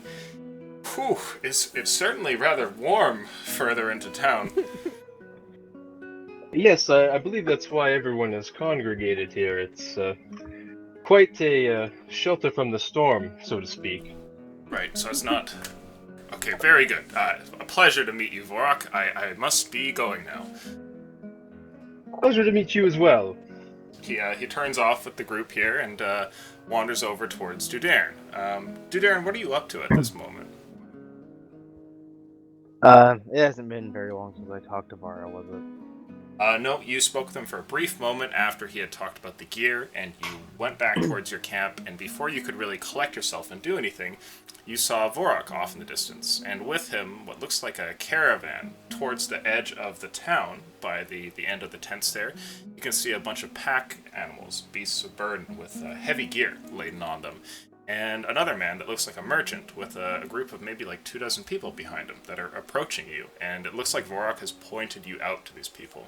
You're not even able to like reach down and grab the bag of equipment before like they're wandering towards you. What are you gonna do? You have like a brief moment here before they get over. Well, I will grab the bag because I'm a busy man. Okay, you just reach down, grab the bag. And I will walk up to like meet with the head merchant. Okay. As you wander over towards him, I believe we will take a brief 5 or 10 minute break before all hell breaks loose. That doesn't sound 23 people and a dwarf. I'm not saying that because I got shit planned. I'm just worried about Scraps here. He has a name fit for a meal. He's I'll be up front with Scraps when I talk to him. up front. Is that the good way to do it? Listen, I'm going to kill you. Hey, I'm not Scraps. just gonna threaten his life. You're just like shaking him in the air like a ragdoll. Hey, Scraps, Who what's your sent last you? name? No. See, forget. Okay. Where is he? I don't have anything against dwarves. Like, I love dwarves. I just don't want to get killed by them. Okay, we'll be back in a second stream. Mendeltune is slowly going to build an anxiety within Vorak. There goes. He said Oh, he said he was going to be right back. Oh, okay. I didn't hear. He didn't. He put in the chat. Oh. That is Might be it. probably why you didn't hear him say it. You can't hear with your eyes. I mean, Hear with your eyes, smell with your tongue. Wow, the shit I'm hearing today. Sorry, smelling I with mean- my eyes. you technically taste with your nose. Mm, I'll be right back. to an extent. I mean, like, if you I have a think- cold and you can't like smell, you Mhm. food tastes worse. I think Aleutian should seriously consider using part of his Patreon funds to get a therapist for Clan. Just saying, man. You know, some of the things. No, dude, Clan watches us for entertainment. There's no helping that. There's no. Granted, like I am Gnomes are the best eats. I am guilty of like I will like on like Friday night or like Saturday I will like go back and like watch our stream. Mm-hmm. Just think because I may have like missed something Mm. in our general Not a half chaos. bad idea. In our general chaos. Right. I do my best to take diligent notes for the most part. I'm bad. I don't take notes. The Like- thing I'm keeping the most track of really is just the date because that shit just fucks everything up. Yeah, it does. I mean, I keep track of that Mm-hmm. on the game, but I mean, I keep track of notes. Like, we'll keep track of like everything when I DM, and Right. I'm gonna join a Pathfinder game, and it's the first time I've ever played Pathfinder, so I'm gonna be taking very diligent notes because we have because like your character's part of a guild, and you're not allowed to talk about past adventures. Right. So First rule of Guild Club: don't talk about Guild Club. basically, so I need to keep strict notes because I won't be able to be like, hey, do you remember that? Because like. Right. Right. I got you. Also, the Pathfinder character sheet is bullshit. I don't understand it. I mean, there's just so much shit. Well, like I'm trying to do it like myself for Mm-hmm. the core rulebook, and like it doesn't explain what the fucking. It doesn't explain how to calculate half that shit. Really? In the rulebook? Like it's like here's your base attack bonus. Mm-hmm. But how? But why? Like I know I get a +1 to that because of my race, but I feel like I have more than just a +1. Mm-hmm. Pathfinder is kind of confusing, I find. Playing a Naga from the playing a Plane. Naga. That sounds nice. From the Plane Shift that was released. I was in a group for Curse of Strahd very shortly. Mm. How How was that module? I didn't get to experience much because Mm. like the group just like within like 2 weeks all dispersed. Huh. Which sucked. But we had a lizard folk Ooh. in it, and he liked to eat people. He liked to eat people. There you go. And because the DM wanted us to like have like a little background as like a group, Mm-hmm. so we'd like because we started at level 3, Mm-hmm. so we had slain a necromancer Mm-hmm. trying to bring and the lizard folk ate him. Oh no. Gained all of his evil powers. But I really liked that, and I mean I've implored it in game since then Mm-hmm. because like in character we would make like jokes about it. We didn't actually do it, but it Right. like we worked into the group so much Mhm. that it was. Of course, I played a paladin with 6 int, Oh no. so you know. Mm-hmm. How much int do you have right now? That get Uh, beat up by the death? yeah. Yeah. I got You him. have 8. Yeah, I'm It's at not 8 bad. out of my original 10. Mm-hmm. I mean, I have like I have an 8 strength. Can't lift shit. But you know, mean, making it's it work. It's interesting because like User joined your channel. I got the little buff Mm-hmm. like to my wisdom, so I didn't have 3 negatives. Right. Or I guess I Oh, didn't end up no. with 3 negatives anyway. Mm-hmm. I still have 1 negative. Could be worse. Could be Yeah. worse. I'm gonna go grab some coffee because I'm gonna fucking fall asleep at this rate. Let me get mine. Make some chips. There you go. Welcome back, Relic. Alright, good.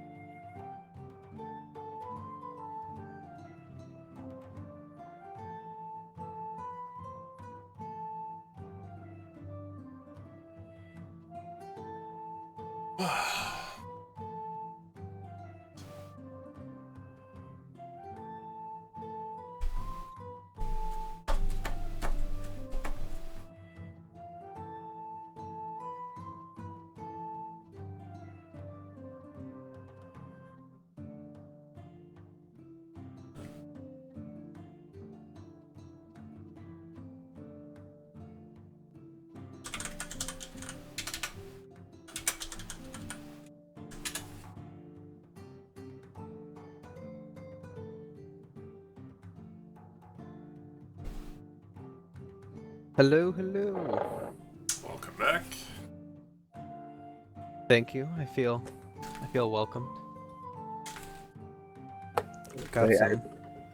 I read fantasy novels much differently now. How so? I'm always looking for things to steal. Yeah, true.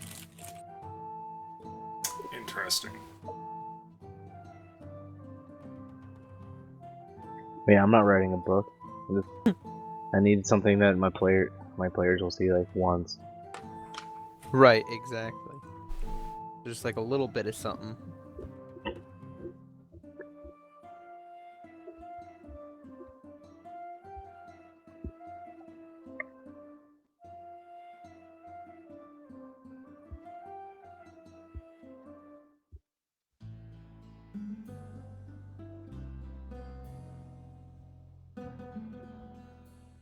Nine days.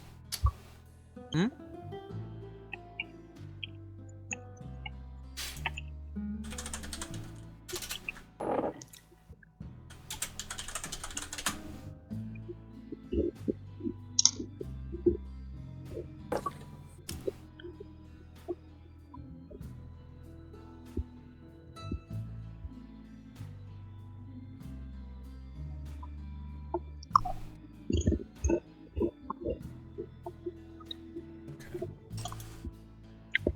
As much as I want to be level 4, I also don't want to deal with level 4 problems.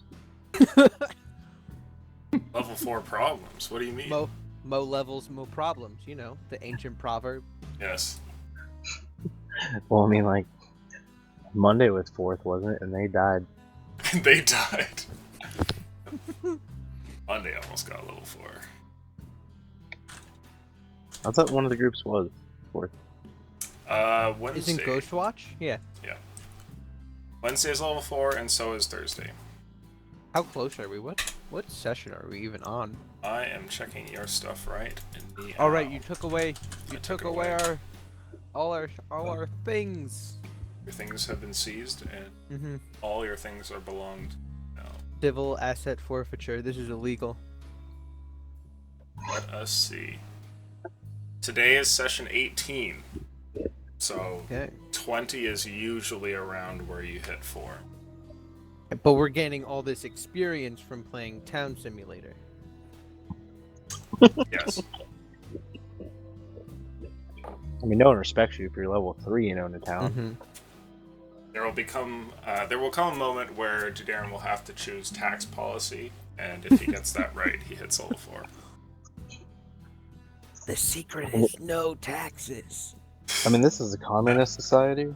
Oh no. Your player is going to die swiftly. I have a Revert feeling. back to level 1.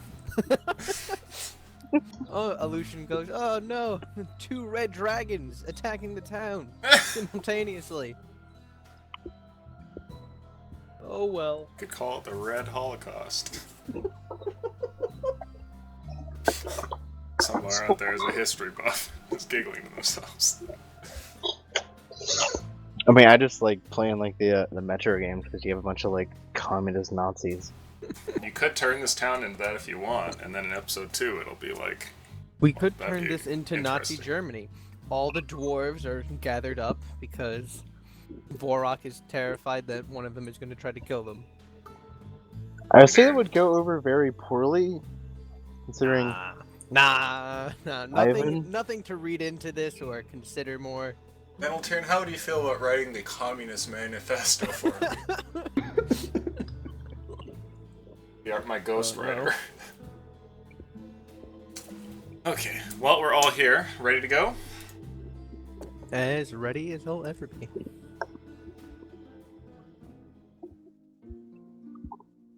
I mean, ready's such a strong word. I mean, today's a good day to die, guys. Please don't say that. Every day, every game with Aleutian, you should say that. That's- It's really just a fact of life. It's in Latin on the door when you walk in. It's a miracle Dudaren's alive at all. Yeah. It's probably best he's playing Town Simulator. I really like that he's just gotten progressively just more hampered, and I'd like to see it happen even more, where he's just like a peg leg and like an eye patch, but he I'll just be a also head in a has jar true sight. eventually. Yeah. Like episode 2, I'm immortalized as a robot. Could happen. Might be a thing to work on. So at this point, this merchant with the 24 folk are coming up towards you here, Dudaren, and you've picked up the bag of goods, and this merchant type at the front of the group steps forward and says, Dudaren, I presume. Yes, who are you? My name is Kenneth, merchant extraordinaire, and here is a group of travelers that are coming with me. Some are my original troop, and some not so much. We were seeking refuge along the road and wondering perhaps if you would take us in. The large Goliath man I met on the road said that you're the one to talk to. I suppose I am. Blue doesn't have much, but you're welcome to stay here. Good. I suppose, is Are there any anything of I should you know good? about the town before we unpack, or... Yes, are any of you good at building houses? And/or temples?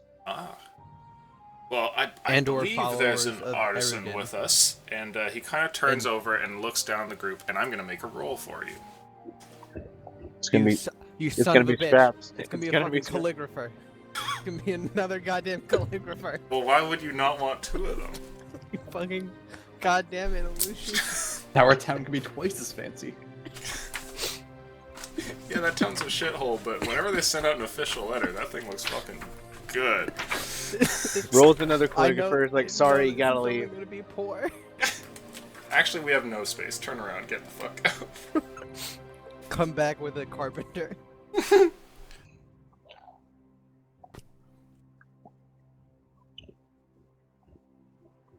Silence is scary. Okay, I here we know. go. Rolls up 3 artisans. Rolls up 3 calligraphers. I'm gonna roll for luck. If you get a 19 or a 20, there's actually more than 1 artisan here. Oh. Well, that's a 4.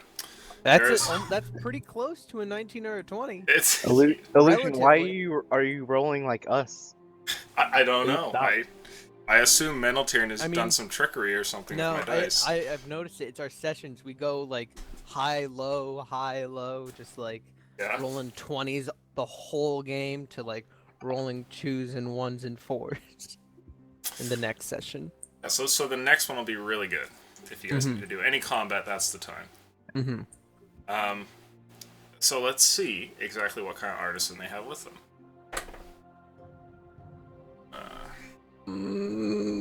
It wasn't a laugh. I know. That's a good point. 18 guys. Who has the manual? Wait, I must have miscounted here. That doesn't make any fucking sense. What?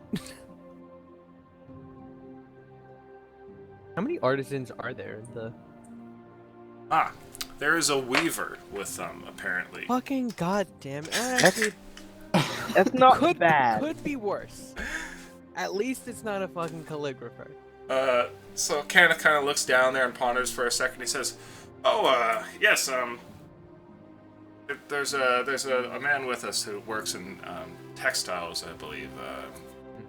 He put together this this little outfit I've got here, actually, and you see he And this holds out like lovely throw blanket. a fabric piece of cloth that's a part of his outfit. He kind of holds out for a second. What exactly can a weaver It's- do? Is it nice? It does look nice. Right. Has an intricate pattern that's been put on it. Something fit for a merchant, someone who has money to spend on such things. I believe Jack will be interested. It's good. Not exactly what we need at the moment, but it's good. Oh, well... I'm not going to kick you out over it. Don't worry. I none of us are very skilled with wood. Or word of mouth? All that. And or stone, you know. We got somebody who's good at stone. He pauses for a second and he says, yes, well, if you need anything in the town, any sort of work done, I'd be happy to try and help, but yes, if you're looking to do building, I don't know what assistance we can offer. I feel like this guy is seriously considering like taking his chances out in the cold. This weaver that I have might be able to thatch roofs for you or something, but you'd have to speak to him. Well, we're about to we're Make a building without a roof, so perfect. What are we doing? Well, Dude Aaron doesn't actually know the drawing the plans for that. True. We plan on building a temple soon, Oh, I And see. and I'll like kind of like bounce the bag on my shoulder, and I'm about to train a militia. Right, good. Well, I see you're busy. I will take my men and we'll go settle on the outskirts of town here. There was one last thing, though. I don't mean to keep you, but is there something wrong with the dwarves in this town? I ask because Asking for a friend. I spoke with a man on the road, and he said that perhaps there might be trouble or at least some sort of complication. It was Vorok, wasn't it? Yes, the large Goliath fellow. Yeah, I will shoot a glance over in his direction. He might be out of my range of sight. He's just like wandering away. Yeah, he's out of the range right now. Let's see. I'll like put my arm around him, bring him in close. Like, between you and me.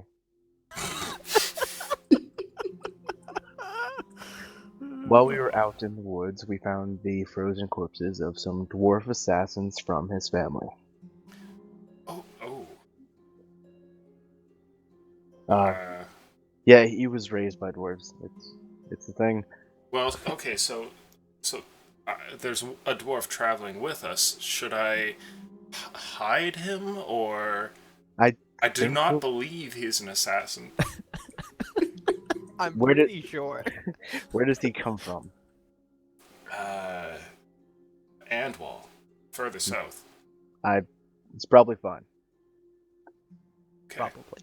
Keywords. like it. Should I be on the lookout for Vorok? No, he's from Marenheim. Yeah, he told me So- as much. So as long as your dwarf isn't from Marenheim, it should be okay. Probably. Also, don't go in the North Forest. Oh, any particular reason for that?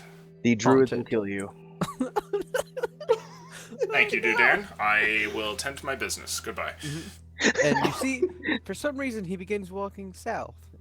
Doesn't stop. He turns back to the group, and you see he like group huddles them towards the edge of town. Oh no! I just like readjust the sack on my shoulder and start walking towards the hill. Okay. Also, if any of you can fight, it won't be dangerous work. Are you calling to the merchant? Yeah. You note that some of the people with the caravan look like they certainly could fight, but as you call out to them, it seems apparent that they're guardsmen for the caravan. And Kenneth calls back and he says, "Sorry, I'll be needing my men, at least for a while here, Dudan. I appreciate the offer, though." Fair enough. Conscript them. Conscription. Uh-oh.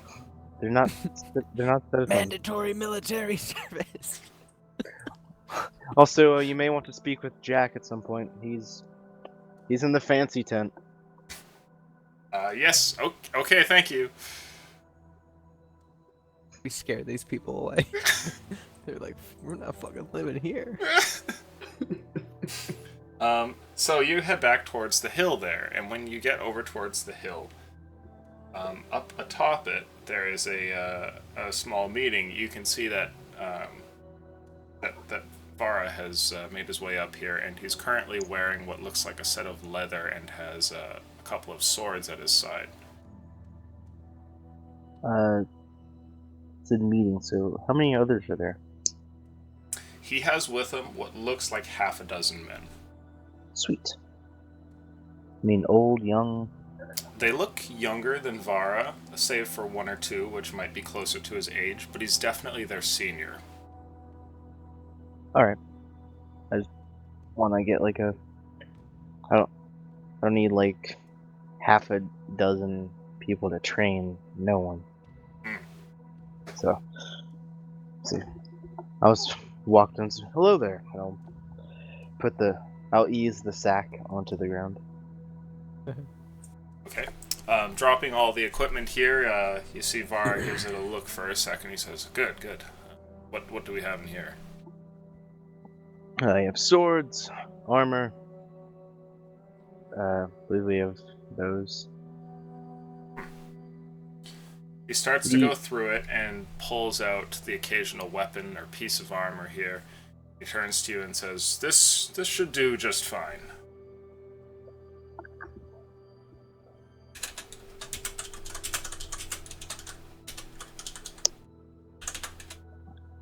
So are these the recruits?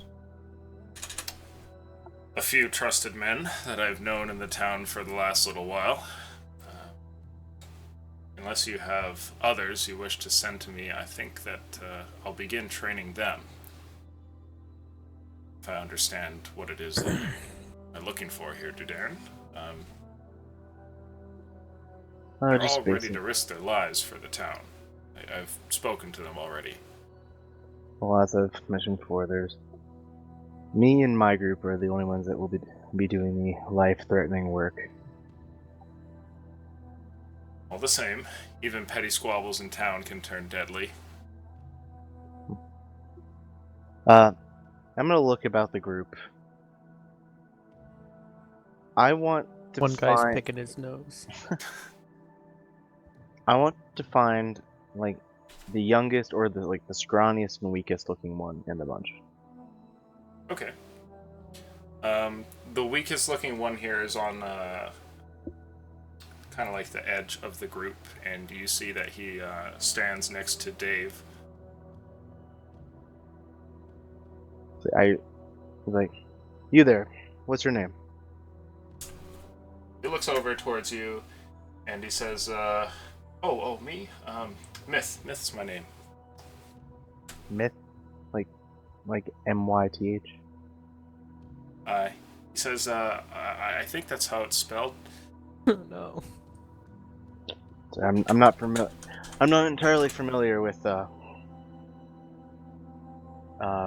was it freehold spellings. Is this guy a wood elf? No. Damn. This is a scrawny human male. It's like, well, Myth, it takes a lot of courage to step out like this, and I have a present for you. Oh, no. Oh interesting. no. I reached on my back, grabbed my shield, and handed it to him. See, I've had this thing since I was first trained. It served me well, and hopefully it'll do the same for you. Yeah, he takes the shield in his hand, he looks over to you and says, "Oh, wow, thank you." You see Dave next to him gives him a pat on the back. And stepping back, I will address the group. It's like, now, I will be helping. You'll mainly be in the care of Vara, but I will be helping out as well. Some Novarian tactics may be helpful in this strange new world we find ourselves. The group listens intently as you continue. Now, I've not known Vara long, but I am certain he won't be easy on you. It will be tough, but you'll get through it. I believe in all of you. This is a new beginning for you and Blue as a whole. Now give me a shout. I want to hear you shout. The scrawny guy goes, "Yeah!" And everybody else is like significantly a few octaves lower than him as they shout. And they give you like a brief hoorah. That's the spirit. Well, Vara, do you have anything to say? He calls them over and he says, "Well, no sense wasting time," and kind of like holds open the bag and starts handing weapons to them. Oh yeah, I should mention. I added my hide armor to that as well, since Okay. I don't need it anymore. So that bag of equipment is gone, and since you've given some of it to the Rangers and now the rest of it here, you no longer have combat equipment. Unless you're able to get shipments of more, it's all spent. And Vara takes the folk here and begins to set them up with whatever they can. He hands shields to those that can take them, and spears to others. He shows them how to fasten armor, and soon begins to run them through training drills. And I'm going to find Varrock, because I believe we need to head into the southern forest The Southern Forest. and get some logs for training dummies. There you go. Okay. Question. Yes. Just I guess, how much do our characters know about the druids of this area? Like, are they exclusively the North Forest, or like Oh. did we gather their domain just out of curiosity? Do you have proficiency in nature? I have proficiency in something. Something. Where's nature? There it is. Not nature. I have proficiency in religion, arcana, history, insight, and perception. Okay. I'll let you roll Arcana, but it will be a higher check than nature. I See if say you know. okay. I like to point out that I think Clan might need help. Nah. What is a Nah. house but a giant basket? It's murderous rampage. Modded 20. Modded 20. Mhm. You know that druids, being practitioners of magic, are the subject of some of your studies from back in the day when you were going through the colleges of magic back in Arendor, and you actually know that druids tend to have their own domains, and sometimes they stretch far and wide, and other times they might be like a very particular little space in the world. Like a grove. You're not actually familiar with these ones, though if you Okay. had to guess, it would be the forest, just the one up towards the north, and not the ones Okay. lower, and the reason for that would be because the forests there are rather large. Okay. Right, so they probably have like that whole huge North Forest, and like probably up until the border with Nomentar, Yeah. where it becomes, I'm assuming, more magical and fey. Given the size of the forest, there might even be another set of druids in there, perhaps. There Right. could be multiple ones, but you rival don't think druid. that they hold sway over the ones towards the south. Gangs of druids. Oh, yeah. Yeah, dude. The druid drive-bys are beyond real. Turf war. Yeah. You know, it just occurred to me, like, would it be faster just to, like, go to Arbison and then into the forest there, or just, like, walk to the forest? Well, taking the taking the road would be faster. So it'd be faster to go to Arbison and then just head into the forest to the west. But I mean, remember, we hit the forest to the west before we hit Arbison, like when we were saving that wizard who, I say in air quotes. Oh, yeah. Yeah. I mean, He was a good guy. we just need to go, like, to the debatable. edge. I just need to go, like, to the edge of the forest. Mhm. I don't need to go, like, deep within to find, like, a log. Could maybe even afford magical items from said druid. Or Oh. wizard, sorry. No, he ditched us. Yeah. Pretty sure he was Azur. Pretty sure. Maybe. Strong implications going around. Question. Yes. What is the blizzard still going on? Yes. Oh. God damn, 15 days? Yes. Motherfucker. Forever winter. Yeah. Right, but forever winter, not forever blizzard. Was there a new poll that we don't know about? Oh, you didn't get that? Yeah, the vote's already in, I'm sorry. No. Year of the Snake Blizzard. So, at this point, you've been working on the plans for quite some time, and I'd like to get a second roll from both Meneltirn and Ivan. We're doing, what was it, straight intelligence? It was wisdom. Wisdom. Again, an 11. That's a 10. Wait, 10 or 10? I gotta check. I'm gonna say 10 nat for now until I have a better answer. You have a No, 16? that's a 7. I Okay. have no bonus. I didn't think My so. mistake.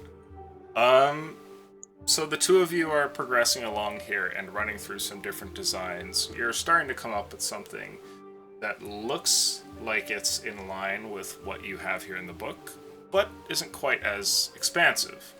I'm curious, who has the magic seeds? Poof.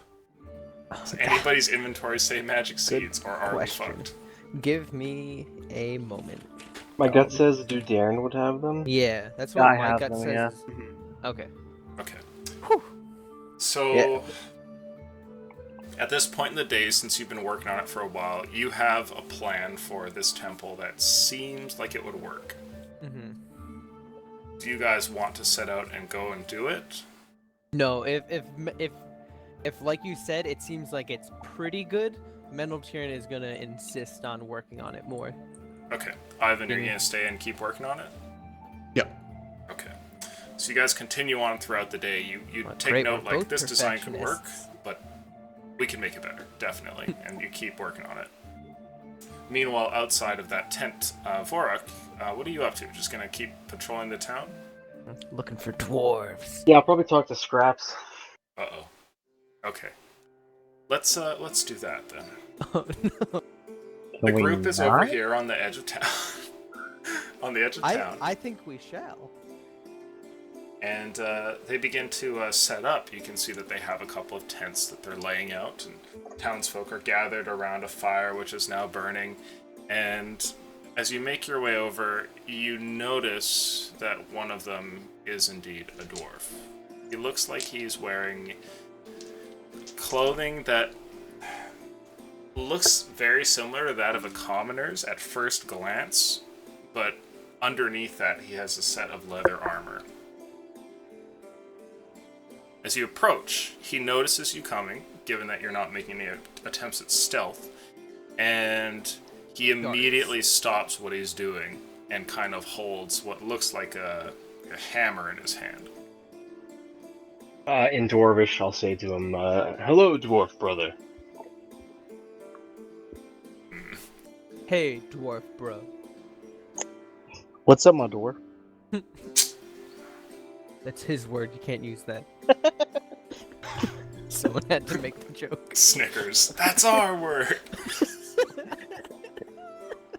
Does he respond to me? He pauses for a second and he looks at you with a stern gaze before eventually saying, Hail.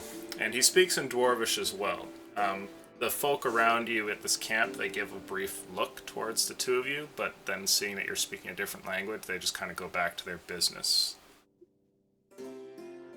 Not often I see many dwarves around here. What clan do you hail from? He says, that depends who's asking. Well, I think that's quite obvious. I'm asking. Oh no. Look, I don't want any trouble here. Nor do I. I suppose I can introduce myself. I'm Vorok of the Stonebreaker clan. Have you heard of them? Can't say that I have. You're probably from back in Marenheim. I didn't grow up there. Oh, where did you grow up, if you don't mind me asking? My family's been further down south, let's say. Oh no. Well, do you have a clan name? All dwarves have a clan name. Oh no. Look, like I said, I'm not looking for any trouble. You're, acting quite mysterious for a man who does not want trouble. Uh-oh. Oh no. Work, please. Good, kill him so I don't have to deal with him. He says the folks, they call me Scraps. That's all you need to know. Well, Scraps, I'm sure you've heard rumblings about my looking for dwarves in the area. Gives you an odd look. I'm not going to play any games with you. There are people after my life. If you are one of them, here's your one chance to do something about it. If not, then, well, I hope you can live in town in peace. He says,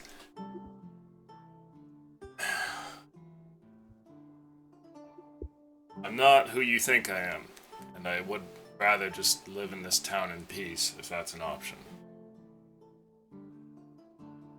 Well, as would I, my dwarf brother. Be on the lookout if you see any shady characters, but I have no trouble with you if you're not sent to come here looking for me. I assure you, I'm only here for a better life. As are most people.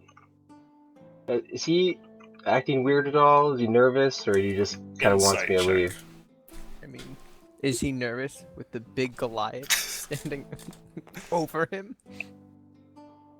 This is the 10. You're not entirely sure. He's very standoffish, that's for certain. You're not Obviously hiding something. You're not 100% on what's going on through his mind. Alright, well, I don't want to cause any stuff here, so, How many servings is he? Asking for a friend.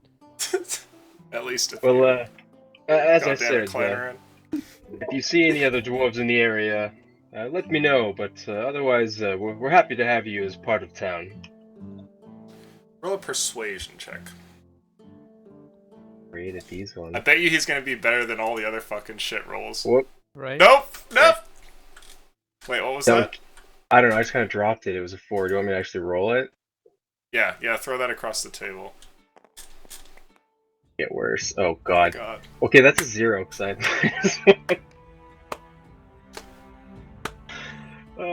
He takes a step back away from you and he says, Congratulations. right. Well, Obviously hiding something. have a good day, Vorak. It's good to meet you. You too, Scraps.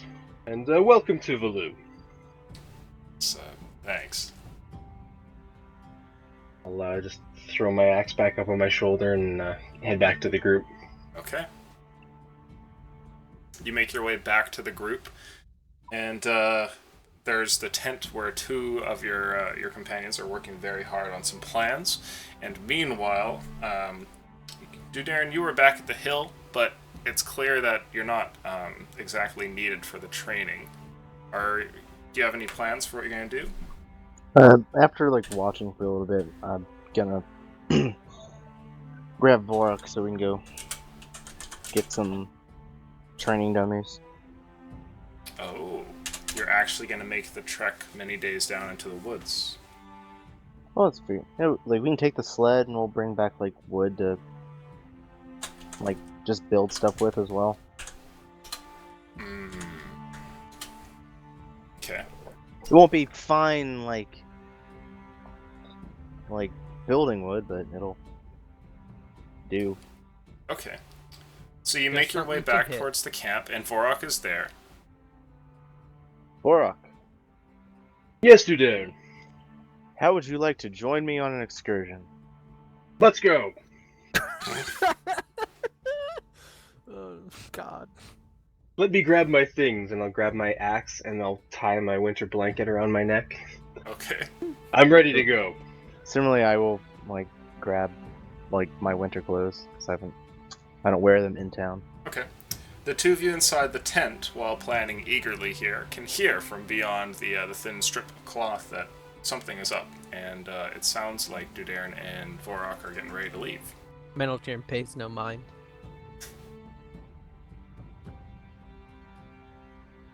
I suppose Ivan does not either. Ivan's just drawing up these plans. Okay. We're I will- busy. I will pop into the tent and be like, hey, gonna go like chop some trees down, be back in a few days. Meneltern not even looking up. Yeah. There's just like 100 pieces of parchment with like different tic-tac-toe games on. And when I walk over, do you know what they're doing in there? To Vorak. I looks around all confused. Are you asking me? I'm not too sure. I'm sure it's fine. Best Anyway, communication ever. Vorak, we are going to be heading to... Oh, I'm gonna pop back in to the tent real quick. Hey, can I borrow the map? No. Please? Why do you need the map? This is the first time Meneltern has actually looked up from from the work. Where are you going somewhere? Yeah. Where? What? Gonna go to the South Forest and cut down some trees. And it's a blizzard, so I don't want to get lost. Right, it's a blizzard. Why would you go out of town? I ain't got nothing else to do. Is Borok's coming with me. We'll be okay. you want me to give you our only map? I mean, I won't lose it. When have I ever lost anything? Your life twice. Nearly, I should say. Well, I still have it.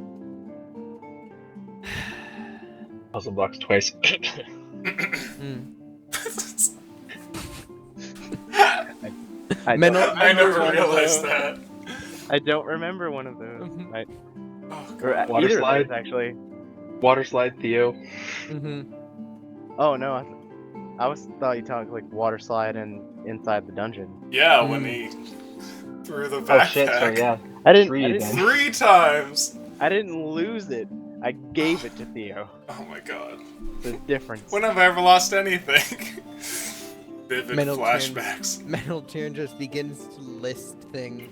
Where's the box? Wait, what was in your backpack? Well, Theo.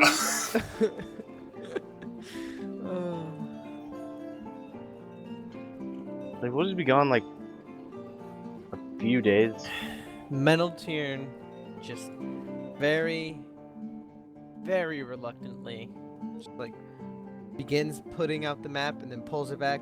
If you lose this, I'm going to kill you. I'm And then he not gives gonna it to lose him.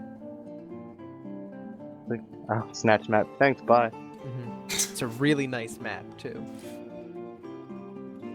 Okay, so you now Not have the gonna- world map. It's going.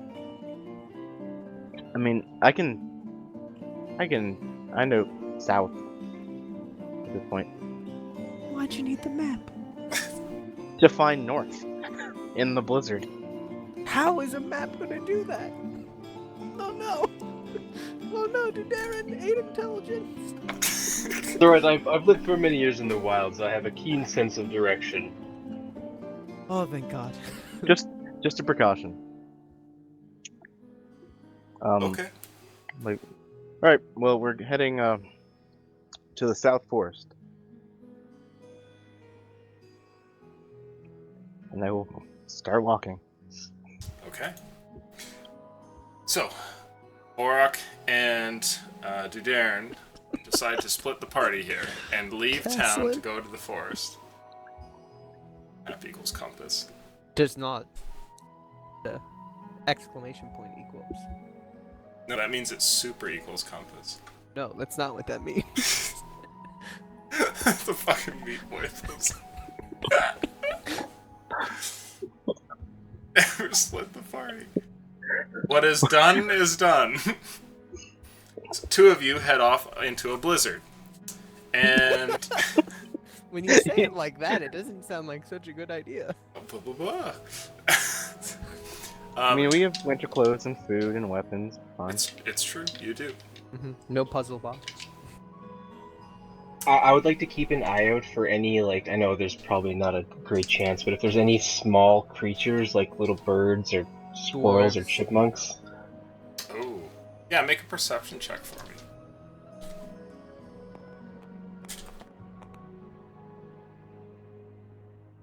$14.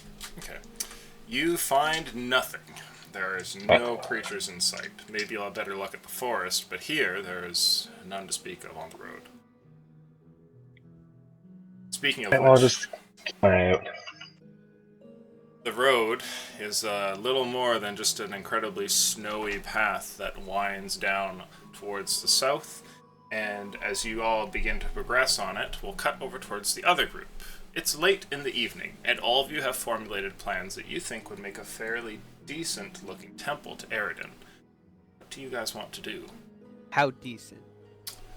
It looks rather nice, and you think that you've recreated the picture in the book to near perfection, though with what materials you have.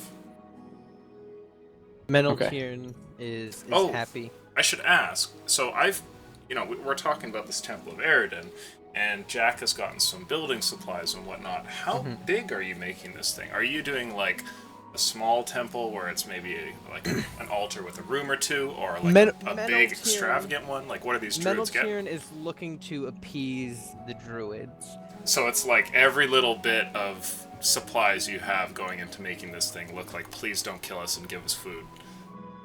Kinda. That's what Meneltierin is shooting for. Are you following the same line of thought there, Ivan? I mean, this is not gonna be like a, cathedral dedicated to Eridan, but sizable temple, not just like a shrine. Okay. Alright. So it might take up a bit more resources, but given the circumstance, you've both deemed it kind of worth it to go a little bit of the extra mile on this temple. Please don't kill us and give us food. Okay. So, it's late in the evening, and yes, you have a plan for a fairly large temple that looks quite good. What do you guys want to do? Go to the... Meneltierin wants to go to where we plan on building it, and speaking with whoever is living in that area, and asking that if in the morning they could just relocate to another area of town, and even if possible, try to give them a good spot or suggest a good spot. A persuasion roll, please. Okay. Let's see here. Because those have been going great. Listen here, Lucian. Uh-huh. Don't appreciate the sass. Uh-huh. Fuck you. That's what I gotta say about that. Meneltierin's figured it out. Okay, you have a brief talk with the folk, and they actually seem pretty receptive to your ideas. You tell them that there's a nice spot they can move to, and that this will ultimately fix the town's food problem if it works, and they don't put up any fuss. They just go, okay, yeah, sure, no, we can move. Yeah, that shouldn't be a problem. And I'm not asking them to move, like, right now, in the middle of the night, either, like, in the morning. Like... Tomorrow morning sometime. Okay. And Meneltierin is going to suggest to Ivan to begin moving materials over there, but will not offer to help. As expected. I have 8 strength.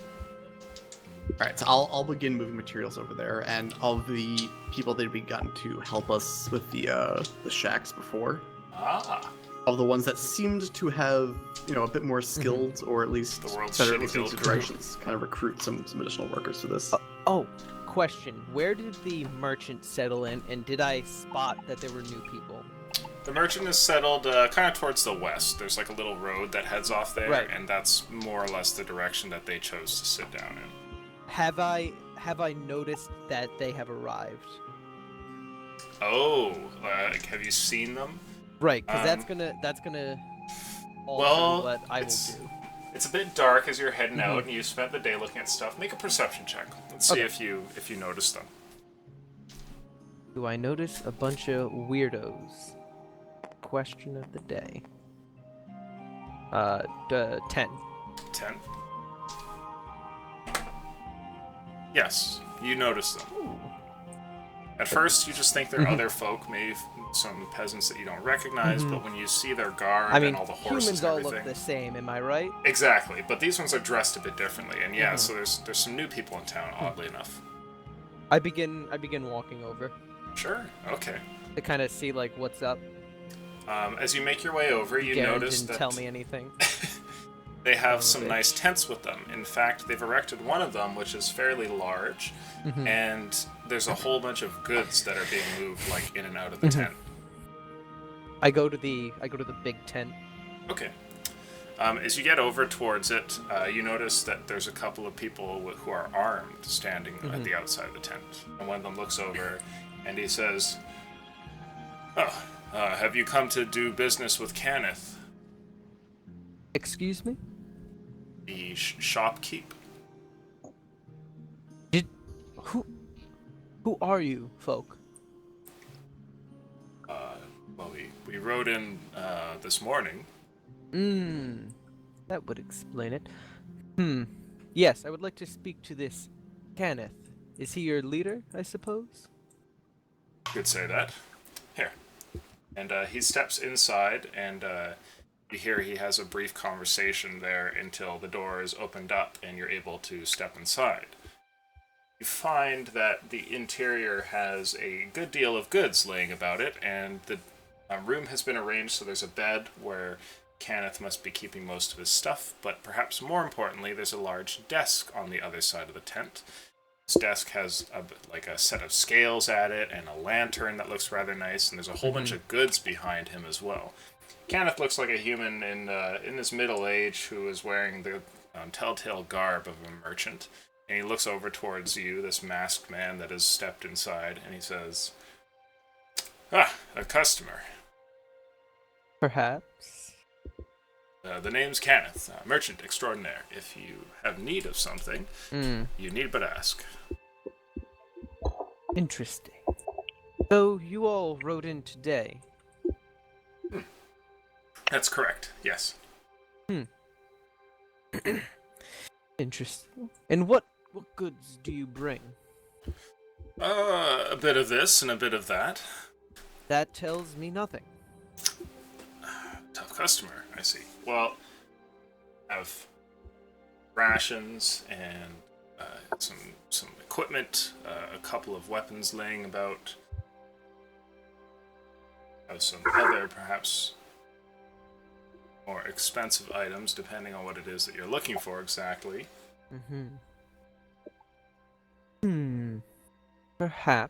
Perhaps. You must forgive me. I did not know that you arrived here. Darren did not tell me.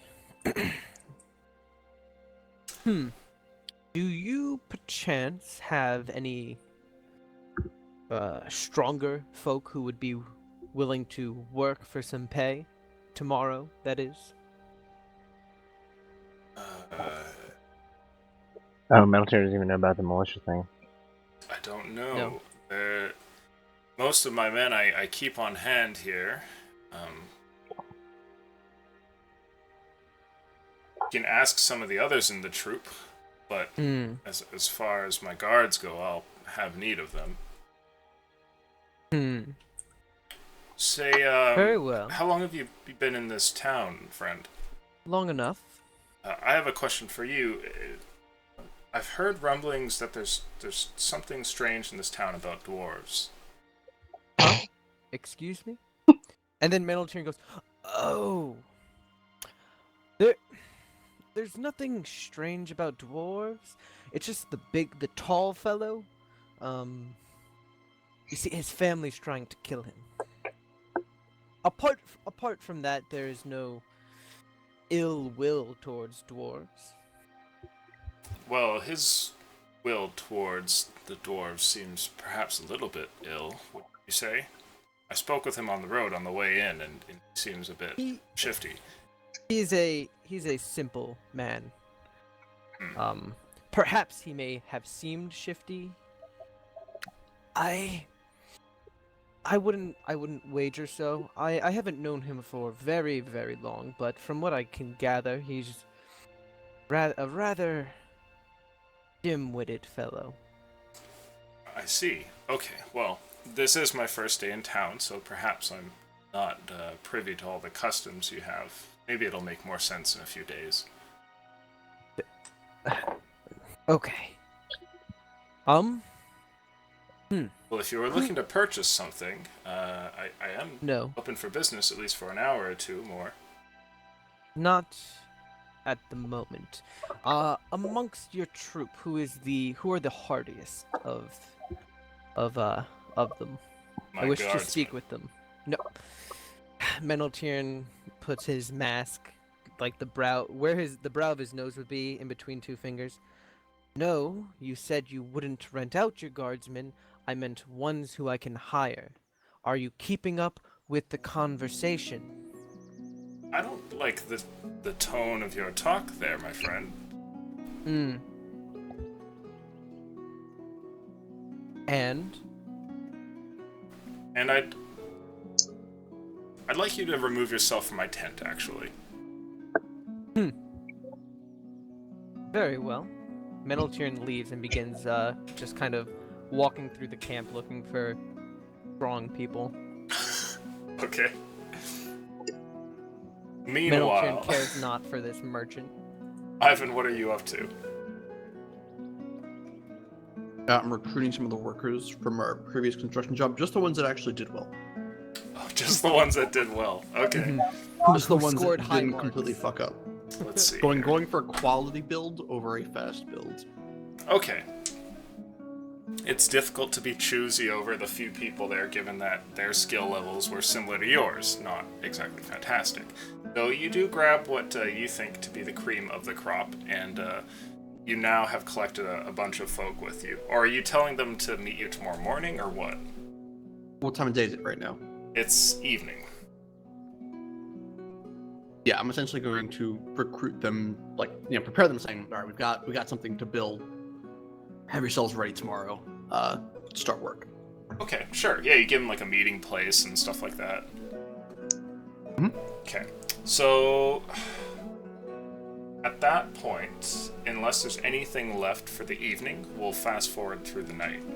Does anybody have anything? Well, I'm looking through the merchant's camp for strong folk to talk Oh, you're to. gonna do it anyway. Oh yeah, Okay. fuck this merchant guy. Looking around, most of the folk don't seem too hardy, save for a single dwarf there who actually seems incredibly strong compared to the rest. What can I gather by looking at him apart from his strength? He wears a set of clothing that seems to be that of a commoner, but underneath it there is a poorly concealed set of leather armor. His arms are incredibly muscular, and he sits over towards a log that is kind of positioned around their campfire. Okay. Meneltiern approaches him.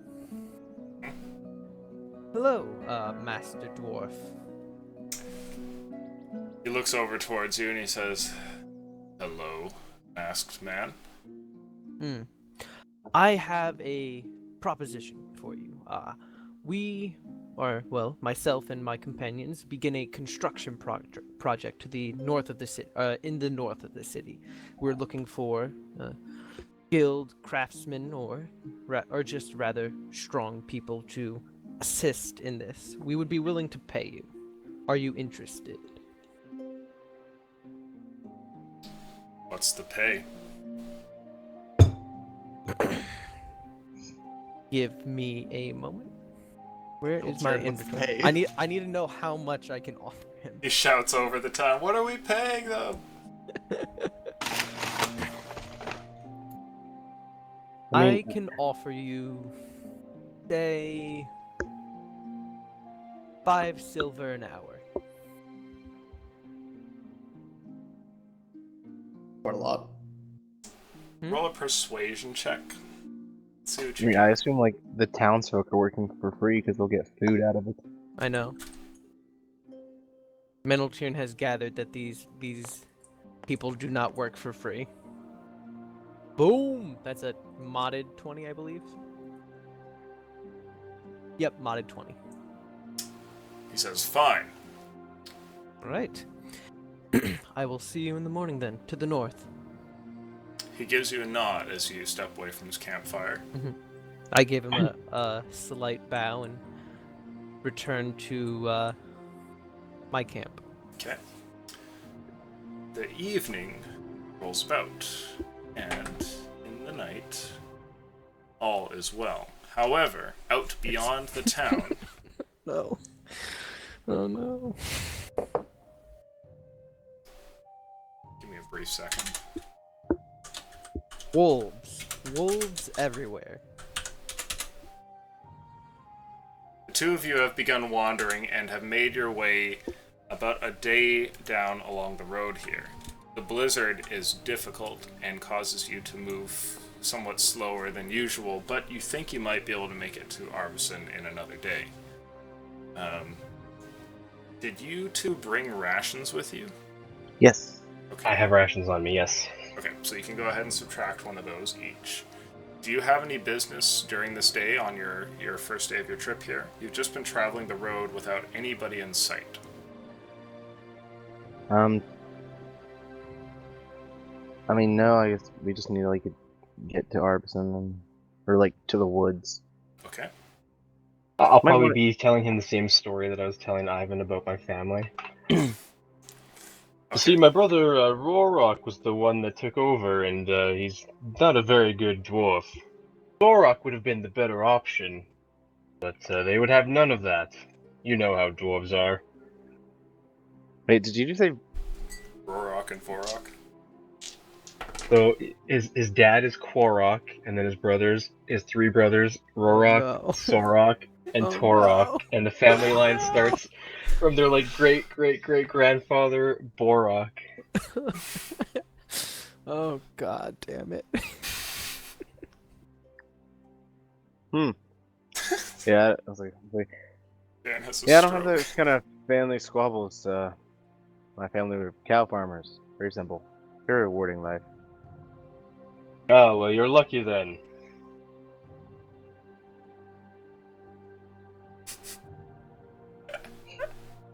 It's a very awkward conversation on the way down to. No kidding. I'll just keep rambling about everybody and who I would have chosen to be the leader if it wasn't me and this and that. Okay. So meanwhile, back in the town, the two of you get up and gather towards the north, and there, the folk that you had spoke with, Ivan, they've all managed to culminate up here. And one person that you don't recognize, there's a dwarf amongst the group as well. Meneltirn, you obviously know who this is, and Right. it seems like Ivan has I not hand known. him 3 gold, and I say half payment up front, assuming that he's gonna work for like 12 hours. Because I'm assuming it's pretty early in the day. He takes the gold and quickly pockets it. I nod to him. He nods to you. Can I tell if he's like, I don't know. He seems nervous. Roll an insight check. Goddamn shifty dwarves. When did we become racist towards dwarves? Shut up. Overnight. Literally. 11. 11. You're not sure what it is about him. It could be that he's just not saying much, or maybe he is concealing something. Who knows? Meneltirn kind of just lets this slide for the moment. But Meneltirn is gonna go ahead and set up essentially like a makeshift table out of like, like how you would in like a construction site, like 2 horses and a plank of wood or something. Sure, okay. And lay out the plans and begin kind of like directing. Alright. So now we have the final rolls. Oh, excuse me. So you have at your disposal all the plans that you're going to need to go and start this, but getting the people to carry them out is going to be its own difficult task. Ivan, are you going to help like one of the hands on deck there, or are you going to try? Yeah. Help. Ivan's gonna be helping out. And occasionally taking breaks to like supervise and make sure everybody's kind of following the plans accurately. Okay. I need a strength roll from you, Ivan, to help out, and then I need from Meneltirn, I need you to get the people to do what you want. So I need you to roll for me a charisma check. Question. Yes. Do I have any magical benefits to this? But I suppose. I'm just not sure if being an enchanter grants me any such luxury, per se. If you're about to cast some spells, it might. Nah, he's not gonna. Although Meneltirn Wait. loves doing that, he Roll a has different die. learned his lesson. Roll a different die? Yeah. Okay. Roll one of the yellow ones. They've not been touched. I swear to Christ, if I roll a goddamn 1. And you said charisma? Well, that's a 10. It was almost a 20. Okay. It was. The people follow your orders, and it doesn't seem to be too difficult to get them to do this and that. And in fact, Scraps, who you spoke with earlier, he does his work without really needing to argue or anything, and carries out all your tasks fairly well. The construction starts early in the morning, and Ivan, what did you roll for your strength check? 13. 13. Okay, not bad. Let's see what the folk get. Scrap gets a... Scrap's doing incredibly well, and... Oh wow, and the townsfolk are too. You're actually making very good progress, and even though it's only a single day of work, you managed to get most of the temple done, and it looks like they've done so properly. No. Maybe. Oh no. What? Forgot to ask Darren for the seeds. That can be added later. You're gonna die out there. Do you guys God have anything that you're damn it. doing during the day before the next evening? No, we're spending most of the day. If we finish work, Ivan's gonna look over and just make sure that everything's looking good for the next day. And apart from handing Scraps the other half of his day wages, Meneltiern is gonna go through as well and kind of look over the work. Okay. This is legitimately the most important building in the whole goddamn city right now. Alright. Being the shrewd building inspectors that you are, you wander around and try to make sure everything is in order, and it seems more or less that it is. Throughout the evening, let's see here. Okay. The blizzard outside begins to intensify, and throughout the night, all of you wake up just fine back in Valoo, but I need a couple of rolls from our companions traveling down south. Vorok and Darren, I need survival rolls from the both of you. I think I'm okay. A 9? Hopefully you can help Darren. Yeah, okay. You find that Dudarin, despite the fact that he has the map, actually gets lost, and a few times you wander off of the road, unable to really see it with all of the snow, and you have to redirect him just to stay the course and not be blown off into the wrong direction. You get to the point where it seems like you're very close to the city, but you're going to have to take up camp, and it'll take one more day to get there.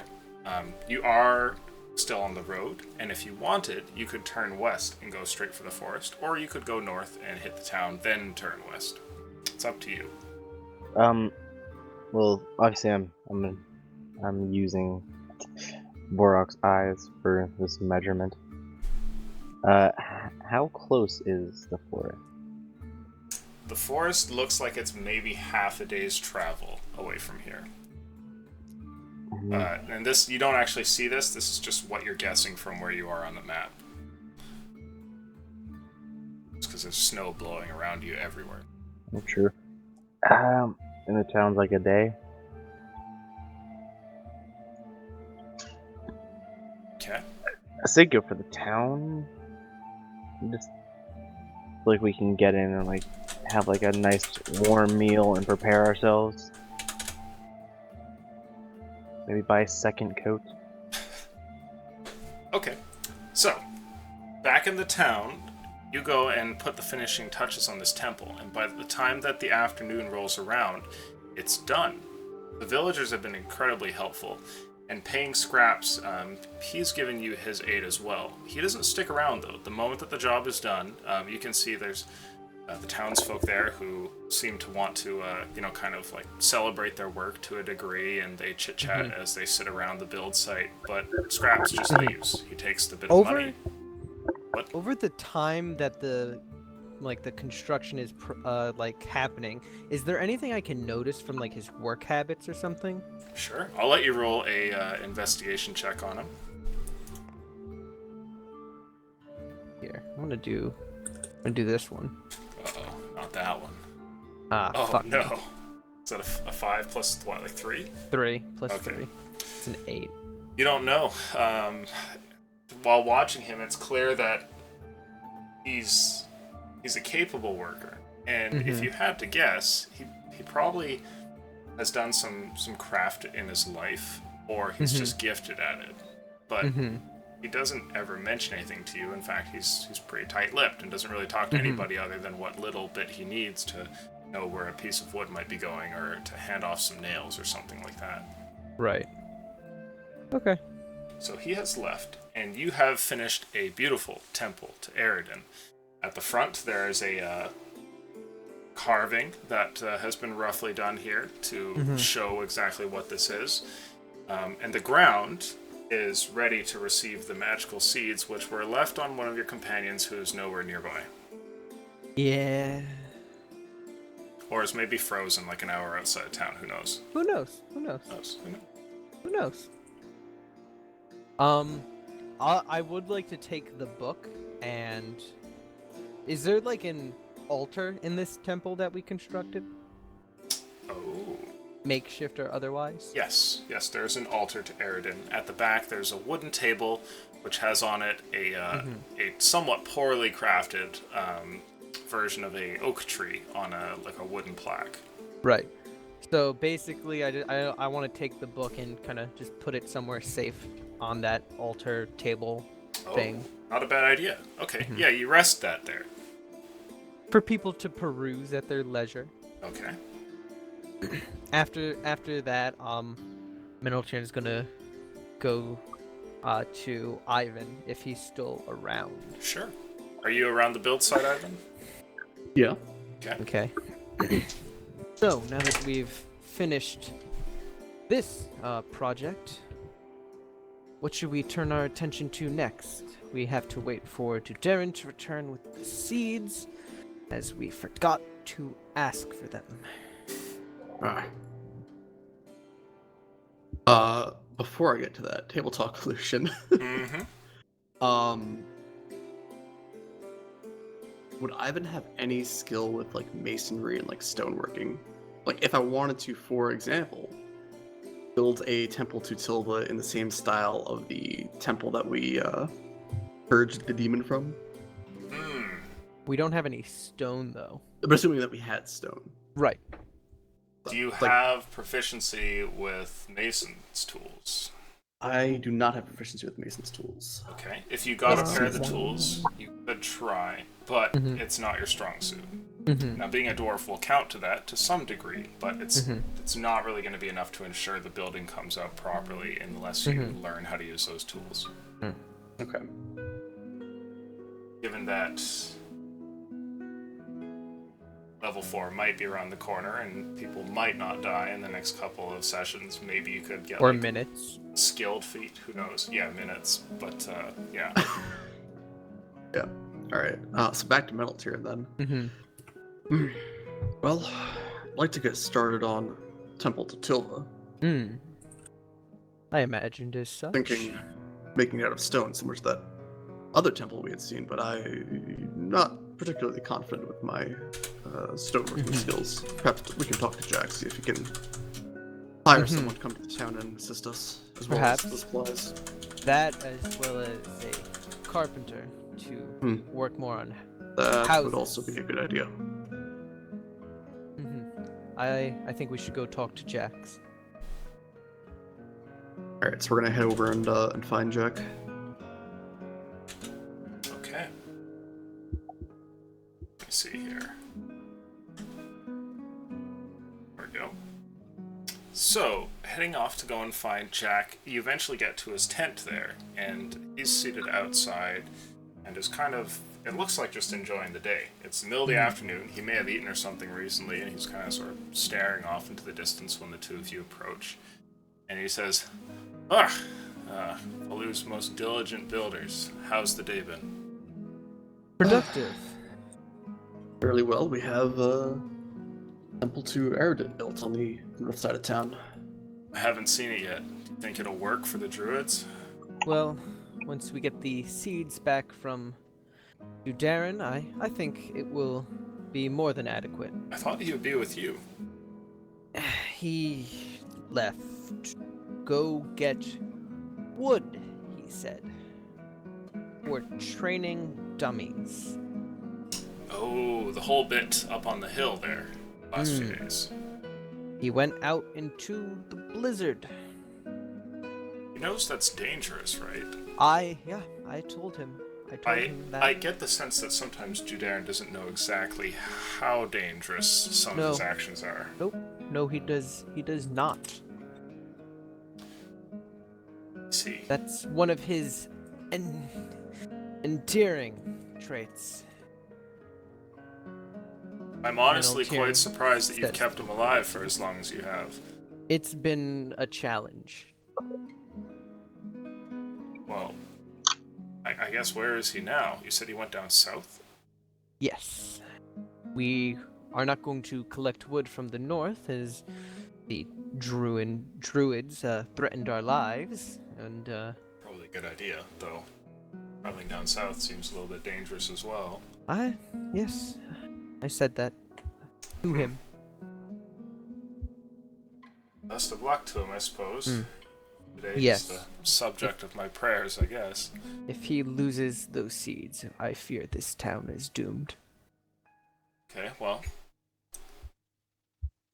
On a happier note, we came to discuss the next, I guess, shipment or procurement of goods that will be sent out. Surely, have a seat. Dude!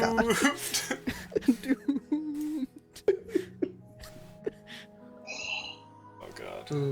We have faith in you, Darren. Man, laugh it up now. I'll come back with an entire forest on my sled. Then what will you do? Be happy that you're not dead. I traded these seeds for a whole bunch of timber. All no. Oh god. They said they would give me 2 whole silver pieces for all these seeds. What a bunch of idiots. Judarin may not be smart, but he's not dumb. I know. Okay, back to Jax. So Jack is intently listening to see what it is that you want to do here. And as far as what orders you hand him, he's listening. Would it be possible for you to get your men to bring back with them a carpenter and a mason? Oof. I could certainly try. Mm-hmm. Okay, so about the shipments, there's some complications that have come to light since the last set of building equipment came in. Being... Well, it appears that a lot of the towns further down south are having trouble, and some of the folk are fleeing, and cities are beginning to slow down. And there's a rumor that Andwall is closed off, so if we can gather builders that you're looking for, I can send my men to go and find them, but I don't know what they'll be able to gather. Mm-hmm. I don't know What if they'll about be allowed into Andwall, especially if they're there just to hire on important people and take them away. Naturally. What about the cities to the west? West? I've heard nothing from the west. Nothing from Everwatch? Nothing. Not a peep. I haven't seen a single traveler from that road, nor have I sent my men in that direction. It's been Have quiet any people long. come in from that direction? Nope. Hmm. The only ones that have come in through the south were... Well, I've heard a merchant who's set up recently. This is concerning. Perhaps, did you notice the new merchant who came into town? A rather arrogant fellow. I've heard of him. He's been selling things to the townsfolk. Supplies that they can use, though apparently his prices are a bit steep. I've had no cause to speak with him, though, in the last few days. I wonder if perhaps we could hire one of his... Not one of his guards, he apparently cannot part with them. But someone else in his troop to go west and check the cities of Longfield and Everwatch, Minendor, see what they can find as far as populace are concerned. Perhaps. I could see about it. I could send my own men as well. I just haven't since it would be more travel than it's worth, I think. Precisely why I wish to put your men to a more productive use. Well, if you wish to talk to them, you can. I have spent a fair deal of that gold that you had, but maybe you can persuade them with something else. How are funds, while we're on the topic? My bank account has taken some hits in the last while, but nothing that can't be managed. I remember the promise that Dudairn Indeed. gave. And I intend to make sure that he keeps that. Yes, and while these times have been trying, I think back to that conversation and his word, and I really hope he doesn't die out there. Dudairn, if nothing else, is an honest man. It's good. Ivan. What other matters do you think we should attend to? Well, I'm toying with the idea. Is there a possibility that we could take advantage of Blue's climate in farming? Don't really know too much about it, but Well, that's the idea behind the druids. They're going to be the ones to aid us in that, ideally. Although we are rather suppose. limited on space. well, even if the druids will help us, we need something to start with. Don't really know what's normally involved there. I guess. Again, I think the druids would have a better understanding of that. Rather to not think of rely it. totally on the druids. I haven't Well- seen any of them in the last while. Have they scheduled when they intend to come and check the temple? No, I kind of assumed we could just walk into the forest and we would find them, or they would find us, rather. Maybe we'll just wait. They might be watching. Hmm. They do They that will- whole transform into animals thing going on. Yes, as druids do. I wonder if we should start concerning ourselves with building houses and the like outside of the heated areas in such a way that would, well, at least people would be able to live comfortably in the cold. We'll say, Jack, if we're having issues supplying the raw materials, do you think you might be able to find, say, a couple of lumberjacks and equipment for them, and source the wood and materials ourselves nearby? Well, we can't go to the north. Well, but I'm trying to remember context. Is there any forest near us to the southwest or east, or is it kind of just like the North Forest is the main forest? There's the north one, and there's one down towards the south, which is where Dudairn and Vorak are going, but it takes anywhere from 2 to 4 days to travel there. Depending on the blizzard. Yeah, that's this one Yeah. over here. What if we set up like an outpost out there? A shelter. Is that technically in Roche? Yes.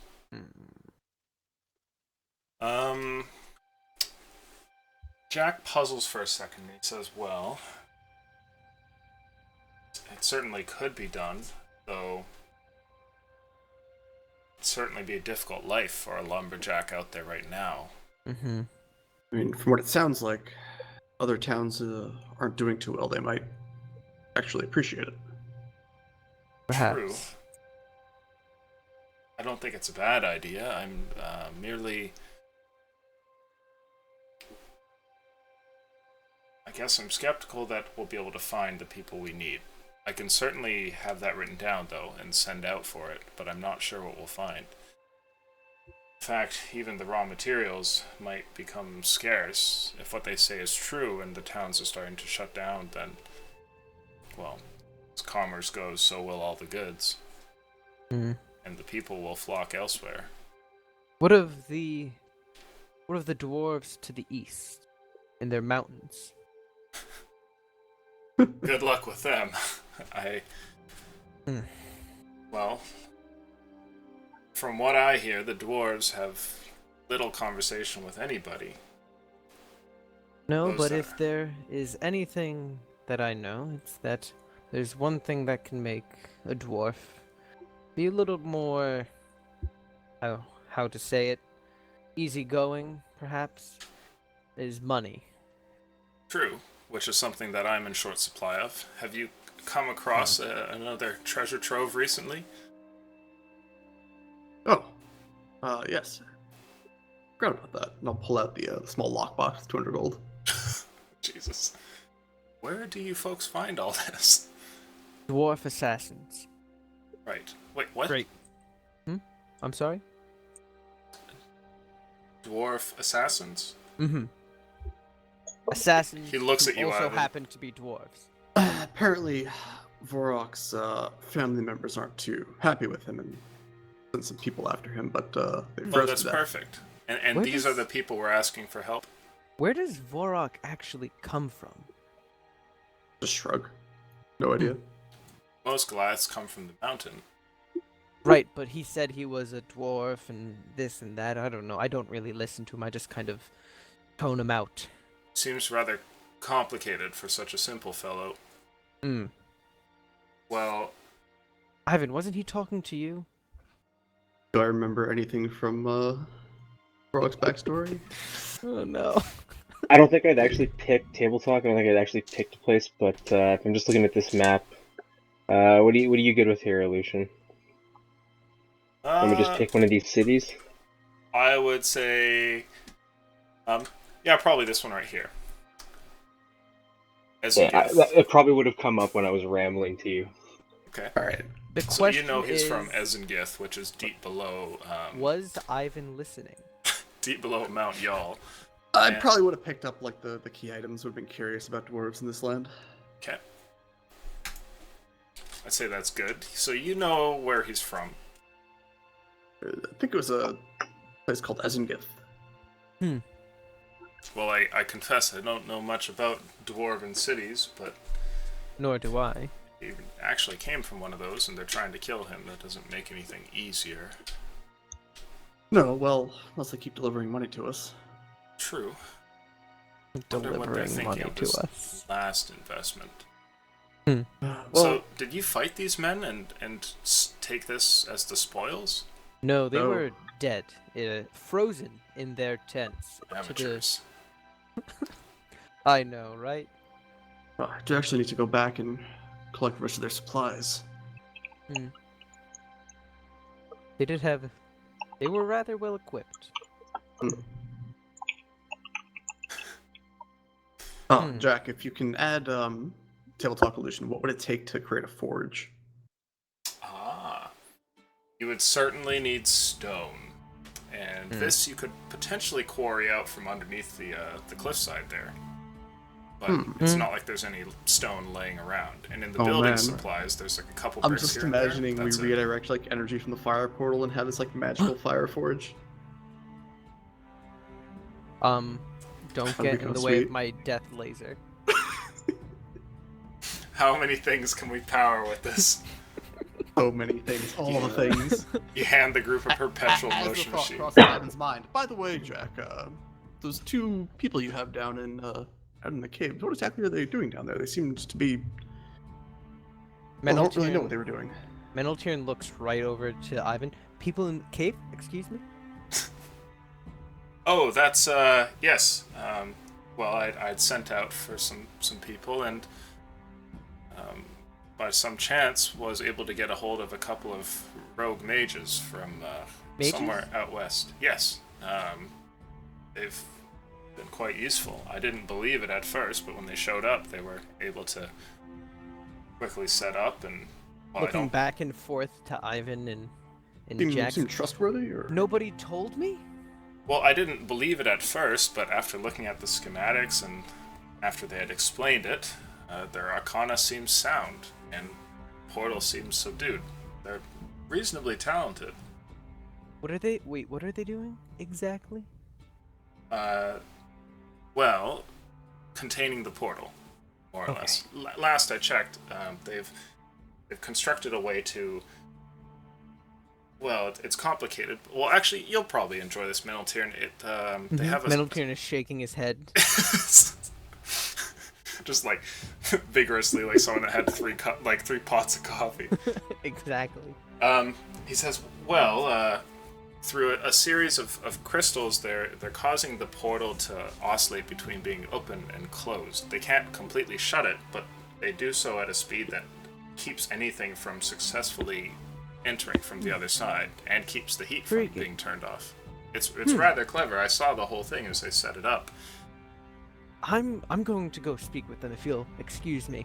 Okay, well, before you do that, I should Meneltier's like halfway out the tent. What? I should mention they are fugitive wizards. I don't. So am I. Okay, well, I suppose that's the end of that. He turns to you, Ivan, looking for. As Meneltier rushes off, what exactly does that mean, rogue wizard? Not familiar with that term. Well, I didn't pry, but if I had to guess, they're from Soulsland.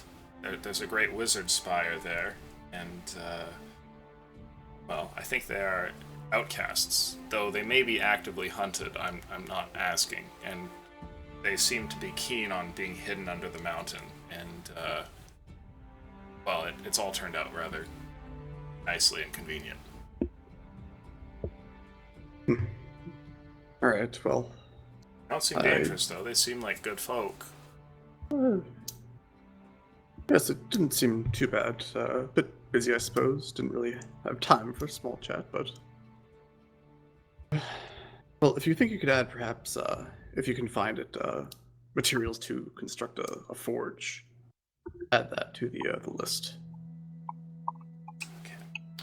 More building supplies, lumberjacks, a forge.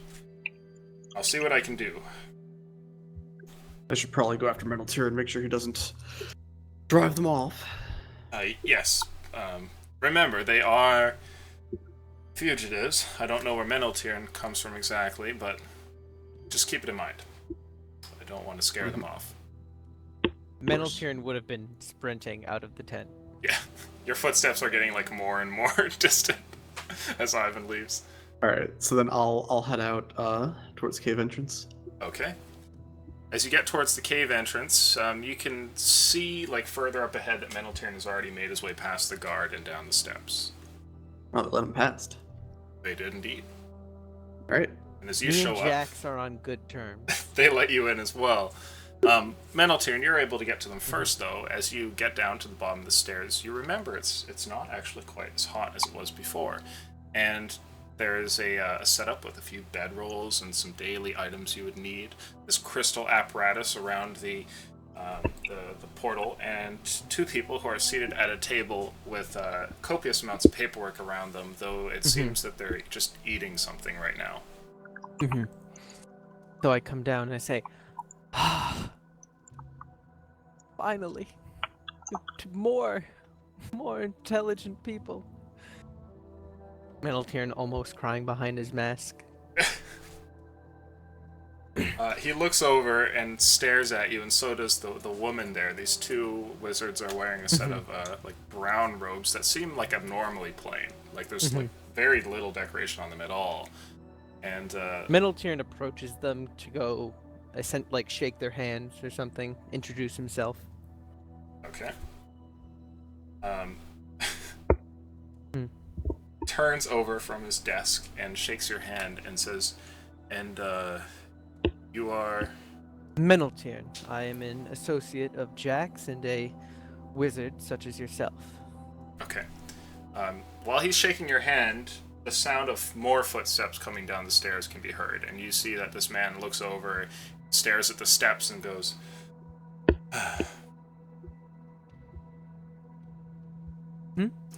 as you make your way in here, you can see that there's a handshake taking place, Ivan, and it seems that Meneltier has already introduced himself. Do you plan on doing anything? Oh no, I'll just find somewhere. Trying to Stand remember in what the the room. layout was like. It was like a platform, like above the bottom, right? Kind of like take a rest there. Sure. The man turns to you and says, "Right. My name's unimportant. This is my assistant. We Mm-hmm. keep track of everything that's going on with Portal here." Fascinating. Would you indulge me and, well, go over the particulars of it? I'm rather interested.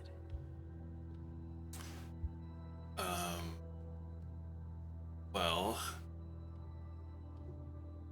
I don't know. He looks like you're bothering him almost, and he reaches over onto his table and grabs a piece of paper and says, "Can you tell me what this is? And I need you to make an Arcana check." Oh boy. Now you're the dumb one.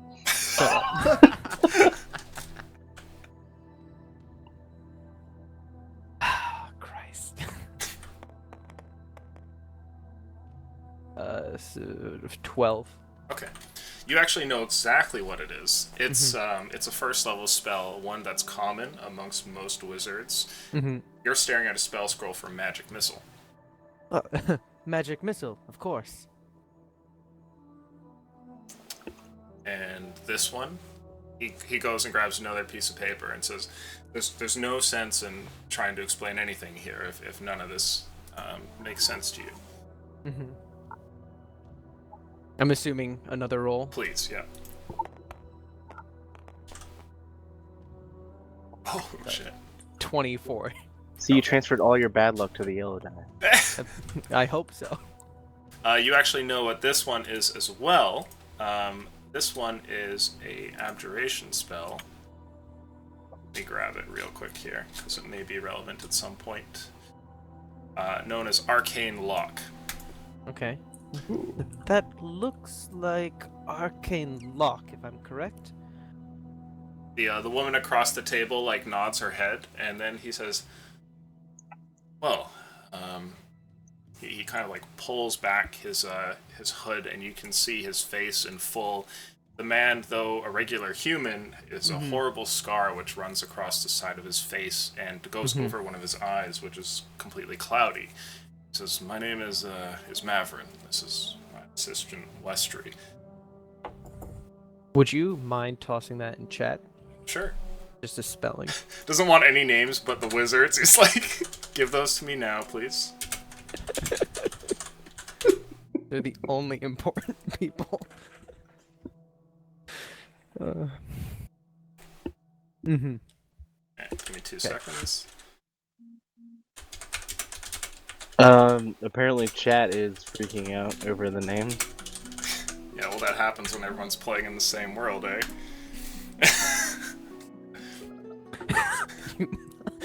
Finally, we inherited someone else's problem. Oh no. He looks to you and he says, "Well, I haven't met another skilled practitioner since my talk with Jack. If you wish to look around or ask any more questions, please. I don't get to talk magic very often, I guess."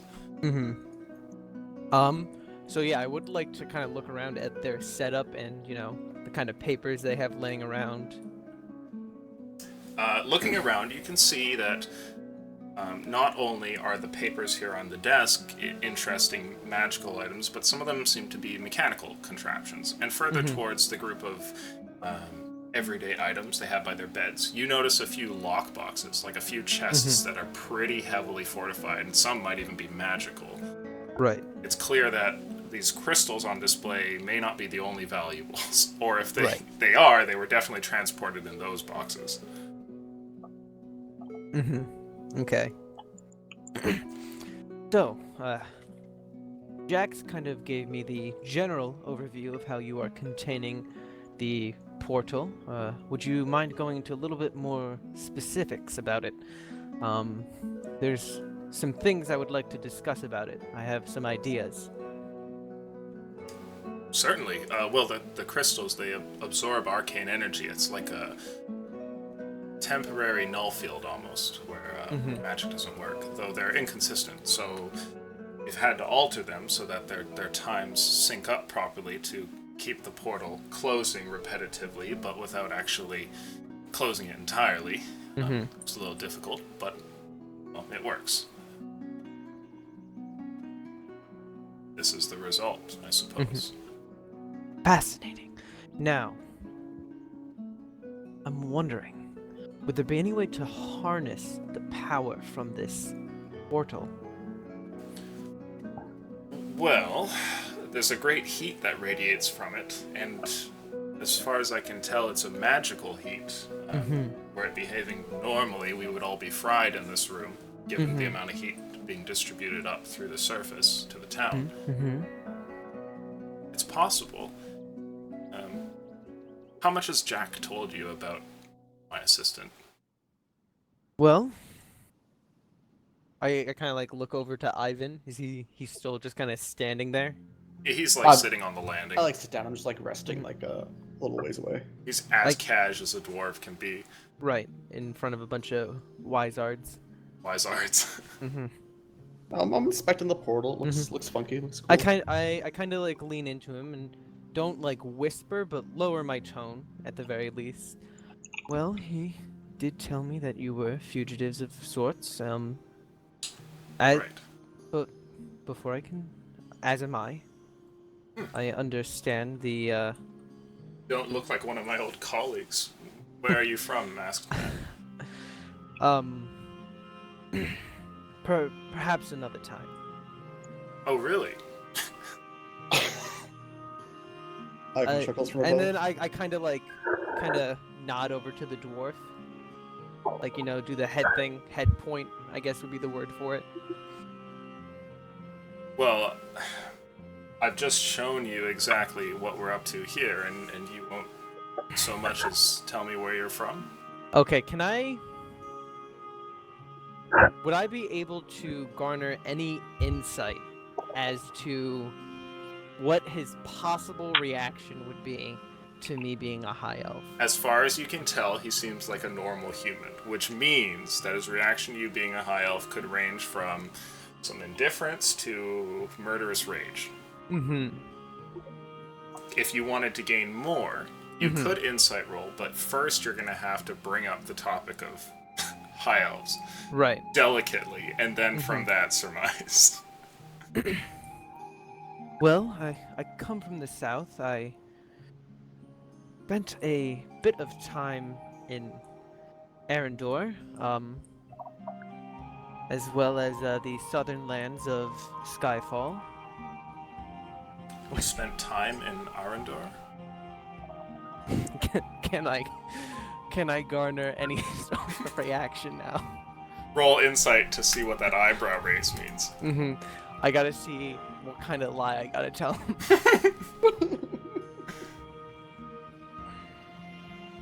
Oh, Christ. Oh my Fuck. fuck. If there was a Yes. time to get a 20. Right? Wow. Well, And Ivan helped me because I hit his figure. you don't Congrats. sense any malice on Mavrin. It seems that his thoughts of the elves seem to be accompanied with like a jokish kind of nature, and he doesn't seem like the kind of person who is like internally scowling beyond all compare right now, because Right. you've mentioned that. Right. With a 20, can I also garner anything from his assistant? Oh, she's not paying any attention to what you're doing. She's eating. Meneltiern actually like does that kind of like well, and then he removes his mask Oh. and pulls back his hood, Drama alert. right? Legolas hair flows. We're gonna see how this turns out. Mavrin pauses for a second and says, well, see that every day. No, I can't imagine that people do. I feel like you have a long story to tell me. And I would be willing to divulge it. So, Are your old colleagues attempting to kill you too, working with humans?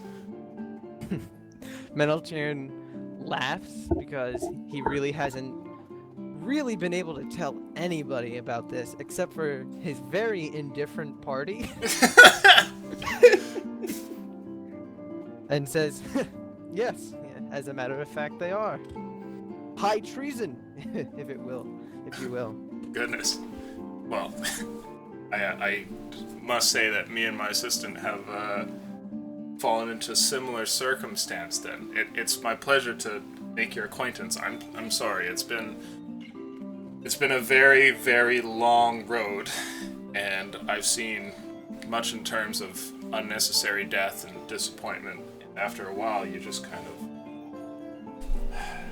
you lose hope of meeting anybody worthy of a conversation.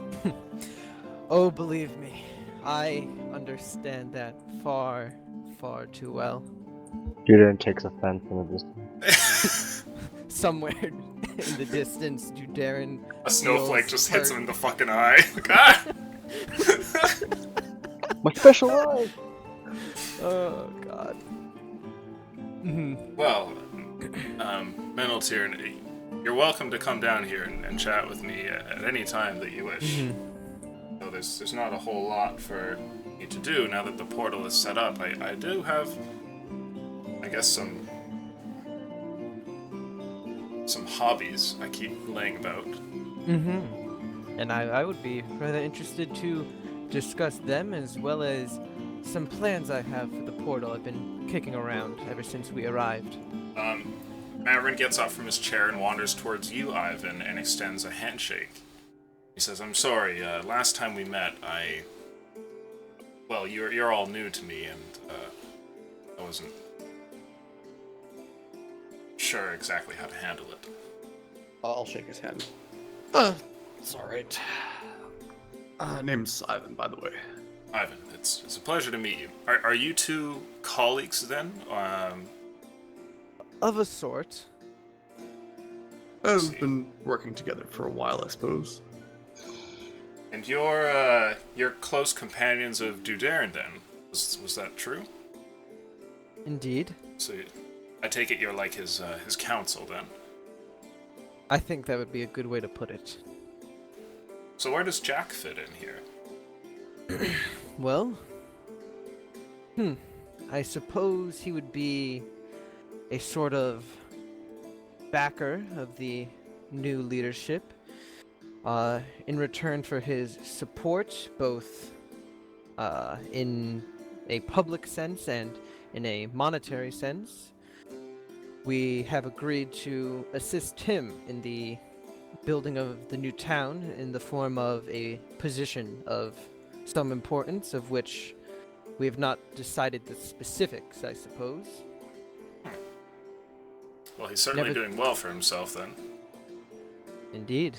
Here, at least. I believe he was a nobleman before Baloo fell, and he wants to retain that position once city gets running again. Understandable. I know what it's like to have old business. Say, Hey, Mavrin, do you have much experience with this kind of portal stuff? I've learned a bit about teleportation back in my time at the Wizard Spire. Truth be told, I don't know as much as I'd like, but I was fortunate enough to steal a few interesting items, and he points over at the crystals. And they've come in handy, but it's not exactly my area of expertise. I'm actually a practitioner of the evocation arts. See. Don't suppose you've heard of anyone having experienced travel to other worlds? Not necessarily other planes, but other worlds. Other worlds? No. Are you familiar with the multiverse theory?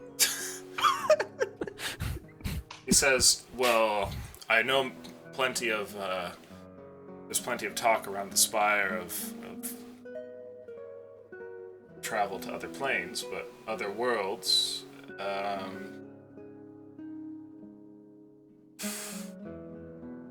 There's rumor it can be done. Well, it can be done.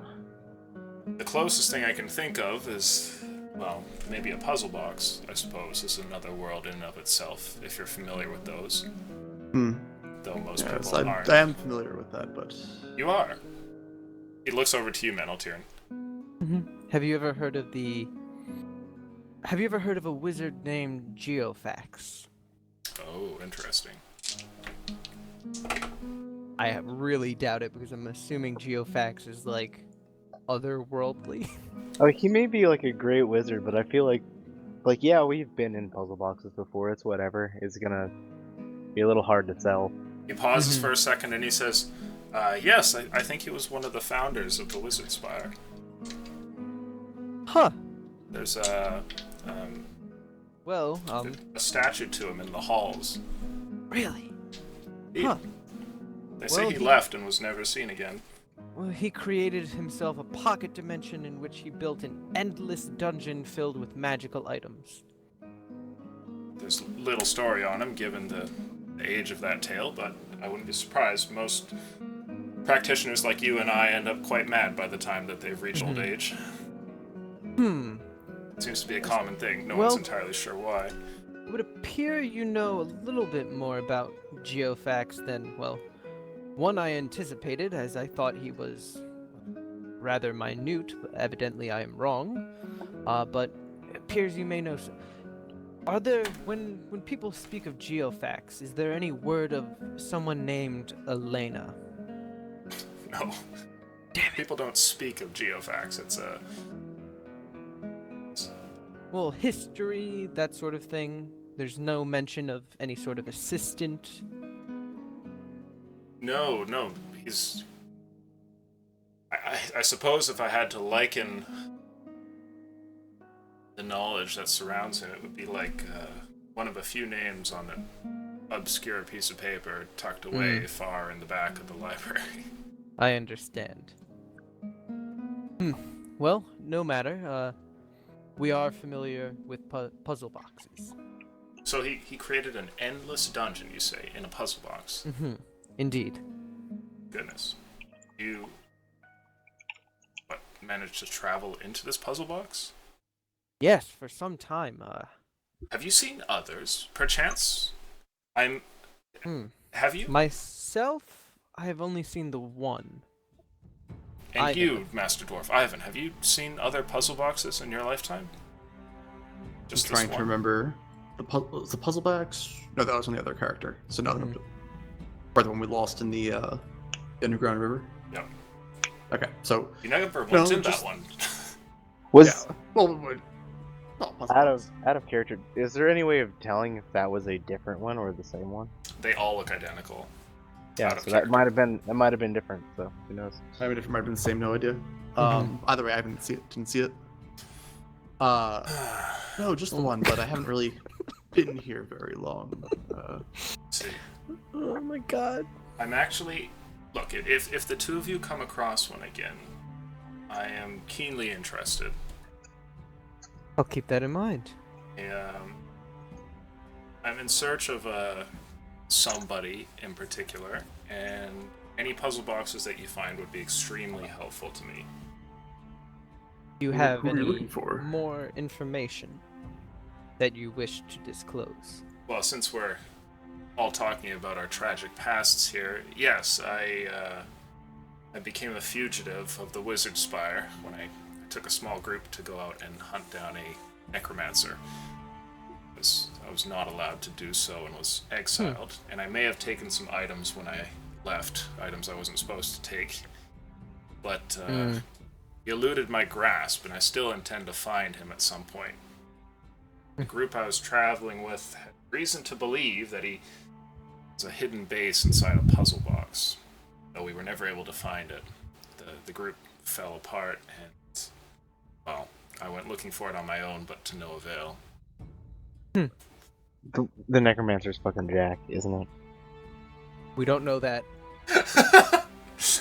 Meneltiern's like, no, he's my friend. You can't Don't make me choose. God damn it, Alicia. God. Oh, God damn it.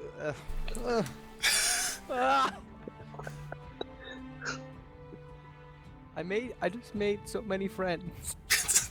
And Why they're you got- going to kill each other. Why you gotta do this? Why you gotta do this, man?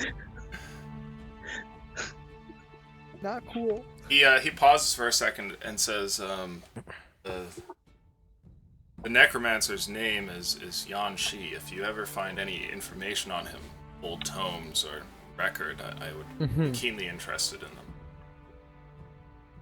I'll keep an eye out.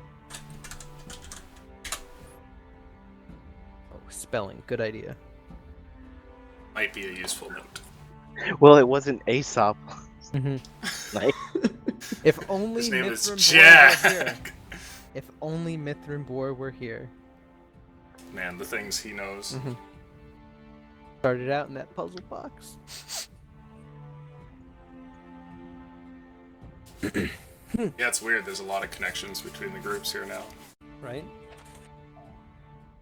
Cool. Well, I'm very glad to meet your acquaintance, Mavrin. Yes, it was a pleasure. If you wish, well, we don't exactly leave this area for more than a brief moment every now and then. So if you need to find us, we'll be here. Indeed. Well, wait, what time of day was it when we came in? About I think it was afternoon. afternoonish? Yeah. Well, I will be back soon. I think I will draw up some plans for the thing I was speaking to you about, so we can discuss it in a little bit more detail when I have it a little bit more fleshed out. In the Certainly. meantime, I think I have some business to attend to. On that, before you go, I think it would be possible to harness the power, though we'll need a way of absorbing magical energy, and unless you want to join me for another trip to break into the Wizard Spire, I don't know exactly where you plan to find such a thing. I think we may have to find another way, but we'll keep that on the back burner. Of course. Well, I look forward to seeing you again. The pleasure is mine. And you as well, Ivan. Sorry again about that first meeting. I return the mask to my face and pull back up my hood and begin up Tuesday the group stairs. makes no mistakes. Said the guy that's been dead more than anybody else. He's still kicking. yeah, what does that say about the rest of them? Make it tunnel. Okay. No, clan. We're building a laser. So we can have like a small offshoot for the forge. Right? Yeah, they're planning to use the heat to build a magical laser beam. I don't At know least why, but You know, when we're not using a laser, we Defense have a system. forge, right? yeah. We Got can- some aggressive druids to deal with. We need some firepower. I'm sure we wouldn't need to direct too much of it to have a really nice forge going. It's the In fact, plan have B if the plenty for temple laser. doesn't turn out. It Laser. doesn't matter why you build a giant death laser, because you Mhm. have a giant death laser. We need You're to an make evil sure guy either way. we need to make sure Valoom makes it to season 2. Moving on though. When Meneltiern gets out of the cave, he's gonna go right back to Jack. Oh, interesting. Okay. Ivan, are you going with him? Yeah, got nothing else to do. Sure. Yeah, you wander off, and the two of you make your way back to Jack's tent. It's a little bit later, but your conversation down below was not too long. Is he still outside? Indeed, he still sits there. So I kind of open up his tent and gesture for him to walk in. There we go. Oh, that's cool. Jack gets up from the fire, and while he's traveling through the doorway into his tent, he says, what is it? How much do you know about these wizards? Enough. How much? Well, they're fugitives from out west, and... Do you know why the fugitives? gods only know. I know.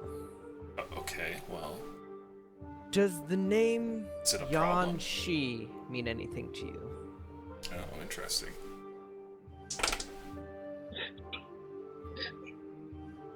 Yes, I've heard that name before. Why do you ask? Does he look nervous at all? Insight roll, please. I'm also making one. That's alright. Yep. Motherfucker hired people who's gonna kill him. The 5. 13. Okay. With that 5, you garner nothing. With that 13, however, Ivan, you see what looks like possibility of intrigue that runs over his face for a brief moment. He then suppresses it rather quickly. The wizard, Mavrin, and his assistant were exiled from the wizard tower because he went out to hunt a necromancer without permission. Interesting. And you tell me this because... Because you told us that you perhaps dabbled in some arts that may pertain to the wizard who is now... Oh, you think... I don't Oh. think you... I No, don't no, think you are. But I think that you practice the same art of which the wizard is not too fond of. Oh, yes, well, they know that I practice necromancy. It didn't seem to be an issue. I think it's... They do? Yes, I think Oh, thank Christ. Or thank Yendu. it's a personal issue, I believe, with them. Okay. Or perhaps a strange fascination. They're not out to remove necromancy from the world. You needn't You worry, understand Meneltir. why I was worried. I'm on the lookout for such things as well, obviously. It was just when you spoke of them initially, it seemed like that wasn't something that you... Point of the matter is, the issue is resolved in my mind, and... Forgive me, I'm a bit confused. Is necromancy taboo here or not? Depends on who you speak with. Indeed. If you're new to the lands of Skyfall, the humans have... Well, we have differing views on it. Most parts of the world consider it to be dangerous, though it's rarely illegal. And some parts actually consider it to be an important part of their culture, like down in Seba. I've been there before, actually. It's a nice place. Well, for practitioners like me, I suppose.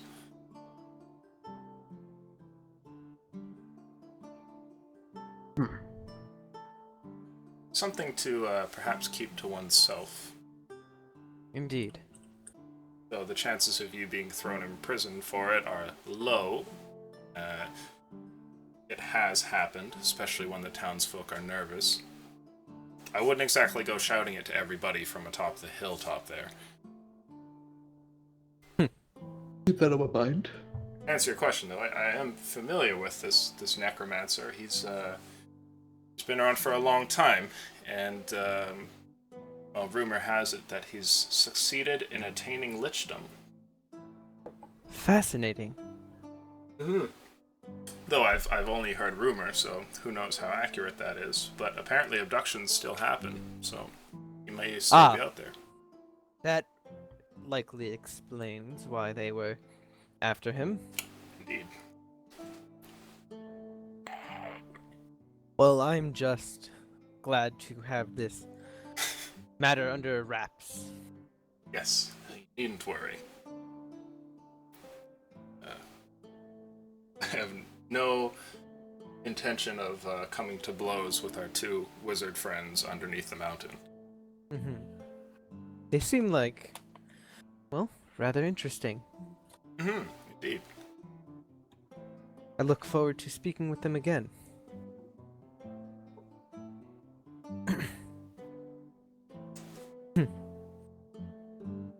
Well, Ivan, Well, shall we get going? I think so. One more thing. Of course. Well,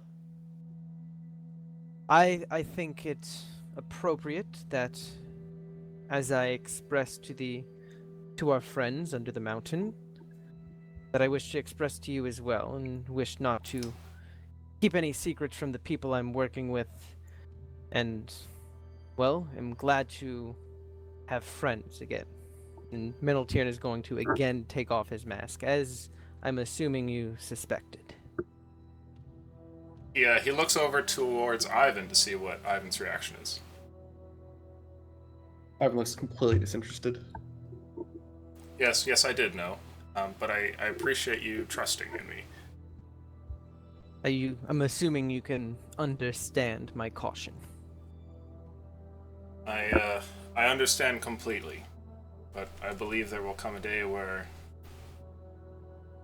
humanity and high elves may work together again. And in some small way, today is already that day. You ain't worthy about it, but I would certainly keep the mask on time that you're in town. Indeed, and at that he puts it back on. Okay. Well, if that is all, I think I might go out and grab something to eat. I'm feeling rather peckish. Oh, wait a minute. Let me look up something real quick. Meneltiern might have something to ask him one more time. Just what is the time for? What time is it? It's probably like late afternoon, maybe getting towards early evening. Okay. If it's okay with you, might I look over your spell book again? Certainly. And do you have the requisite materials to copy down a spell? I have some, though it's of limited supply. I've also heard that you could get some from a new merchant who's in... Okay, alright, well... No, I don't care for him. Okay, well... If look, I must, I will, but... Tell you I what, don't think he likes me either. The two of you have provided me with quite a bit of gold in the last few days. If you need some arcane ink, I'd be happy to provide it. Well, I would be more than willing and able to reimburse you for whatever inks I use. Just keep Dudairn alive, and as well the town. Make sure that his promise is kept, and take this. And he rummages around in a pack by his bed and hands you what looks like 2 vials. So you have 100 gold worth of arcane ink. Damn. I only need 50. So... He places his book on the table as well. Right. Now, so, if you'll excuse me, I wish to go and find something to eat. There we go. Table talk, I'm gonna go ahead and transcribe Ray of Sickness from the spellbook. Ooh. As that was the one that I Learned about last time. Right, that I know is available. Okay. Add that to your spellbook, my friend. Dun, dun, dun, dun. Ivan, what are That's you up level to 1, here? correct? Yes, I'm it actually is. going to head over to this merchant that I've heard mentioned now multiple times. Okay. See what he's about. So you head over towards the merchant there, and He's a shifty motherfucker. eventually get over towards Kenneth's camp. There's a nice tent there with a couple of guards standing outside of it. You want to head in? Yes. Okay. There's a brief word or two you exchange with the guard before you're let in, and you see what I described earlier. A nice table with a bunch of merchant gear and some supplies behind him. And he looks over and he says, "Oh, hello there." Hello. My name's Ivan. I see you're new to Baloo. Yes, we've been here for a couple of days now. The name's Kenneth. It's good to meet you. Good to meet you as well. He better ask you about the dwarves. Right? Do you know anything about this dwarf problem? So, friend, is there anything I can sell you today?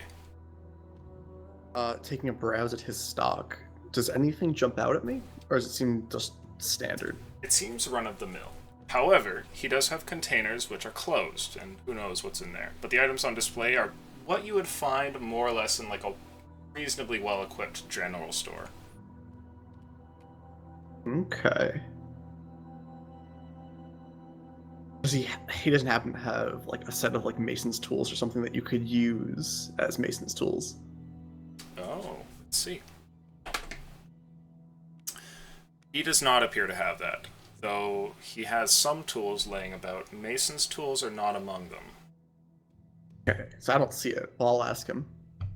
Got any anything something like mason's tools that you could carve some stone with? Sorry, friend, I was unable to gather anything like that on my travel up here. Had I known, I might have been able to, but No problem. It's a bit of an unusual item to be carrying around. only so much space to pack after all. Mm-hmm. Say, how do you find life in this town? Have you been here long, or I suppose so. I'm trying to think if Ivan's caught on to the system of dates here or not. I've been here a good while. But things are going fairly well. It's not the most well-developed town, I guess you could say, but things are moving along nicely. and the folk there kind? The dwarves. Yes, I'd say so. Good. Okay. Why do you ask? Oh, just curious. Asking for a friend. If you need anything, be sure to come and find me. I took stock of the town in the last little while, and I think that I have probably the best selection that there is right now.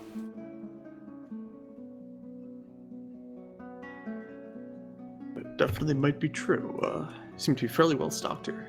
What do you have over in those jars, might I ask? What's that? I said he had like some closed jars. Oh yes, he has closed containers there. Oh, containers. Yeah, like he's got some crates and some chests. Okay. And asking what's in them, he says, "Oh, some more expensive items." Oh, I see. Yes. If you're willing to spend a few hundred gold, I might pull some of them out. Though I'd want to see proof of that first. Well, not quite ready to spend Giving that away kind your of gold. lockbox, man. I know. Had I been here earlier in the day, I would have been like, oh yeah, what I got. Hey Jack, could I borrow That money that I gave you. 2 seconds ago? Let me just check really quick. I do still have, like, short swords and daggers that we picked up from the bandits, like, 5 sessions ago. Yeah. Highest quality. Highest quality, best quality. Well, could I actually... I'm assuming it would take, like, a full forge to reshape metal. Yes. Okay. You can pretty it up and make minor alteration with just the blacksmith's tools, but yeah, if you're actually gonna like change metal, If I want to, like, scrap them and turn it into a longsword or something, that would take a full forge. obvious, yeah. Yeah, I was just checking. Just smash it with a hammer until it becomes one. Do you have any rope on you? Certainly. What's He he got? produces a long 50-foot set of rope and tells you it'll be a gold piece. Dude, can't you read the notes? We got lots of rope. Oh, yeah, no, I've got 100 feet of rope.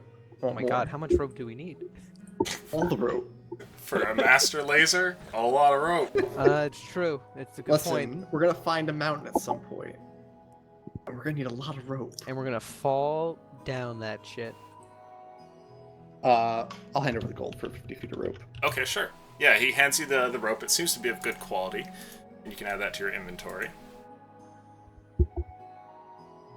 Well, thank you. If you have any trouble in town, reach out to me. Of course.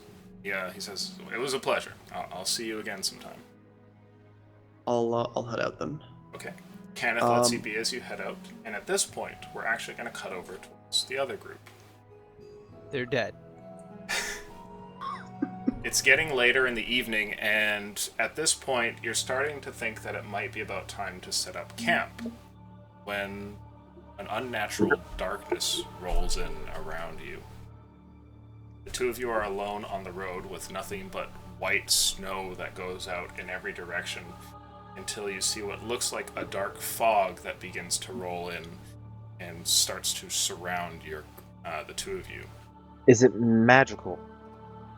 Ah, it certainly looks magical. So my vision's not impeded, Okay. except by the snow. So though you can tell that there's a dark fog coming forward, there's almost like a latent transparency to it that allows you to see through it, and it doesn't seem like there's anything in it until eventually you see what looks like hordes of skeletal figures that begin to traverse through the fog towards you. Vorak, you see nothing but a dark mist that starts to envelop the two of you. You see How this many mist you skeletons? there? Was it again? It looks like a few dozen. Not too many. I see more than the mist. At What that do you point, mean? we will end the session. God damn it. We're gonna lose those fucking seeds. The druids are gonna be so mad. We just ran into Yanshi. The druids are gonna be so mad. Ugh. I mean, Well, dozens of skeletons. We can probably handle that. That's cool. I'll just start cleaving them with the axe, and we're good. yeah, it'll be fine. It'll be fine. It'll be fine. This is If we get fine. into trouble, I'll just pick you up and we'll run. I'm fucking multi-classing into paladin. Did you I have- plan this whole time for Yanshi to come murder them? Well, I knew that that Yanshi's storyline wouldn't end there, and since one Mhm. group fucked it up, it would land in the lap of another group. And Hey! well, here we go. Oh no, the town. Not our town, but the other town. There's gonna be nothing there. Oh god, wisdom saving Oh, throws were shit. fucked. I have no mods to wisdom. Thank you all of you for joining. Uh, I had an absolute blast. I'm sure you did. Fucking murder.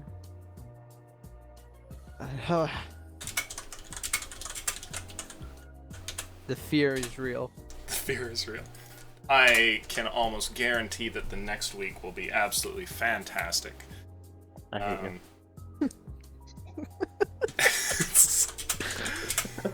What was that? What was that I heard? You enjoy this, you sick fuck. Oh, you know I do. You fucked it up. That's an understatement. Oh, god damn it. Why? User joined your channel. Why? Well. Not freeze to death. They didn't freeze to death. No, Instead, you're gonna get killed by skulls. That's okay Maybe. too. maybe. Maybe. Perhaps. Strong Hypothetical. maybes. So we're gonna end the session Weak here. maybes. I had a blast. Thank you to all the players. I think you guys did a great job. To all of the audience, it's always great to have you folk tuning in, and to the patrons. We wouldn't be able to do any of this without you. We're going to talk random stuff if you want to hang around during the wait screen. Otherwise, there is a session tomorrow evening at 5. Maybe we will see you then. Adios. Adios. See you. Alright, so what do I want to do for my next character? He was just. He's Man, you're just too burning young. for characters at this point. Oh man. Throwing him into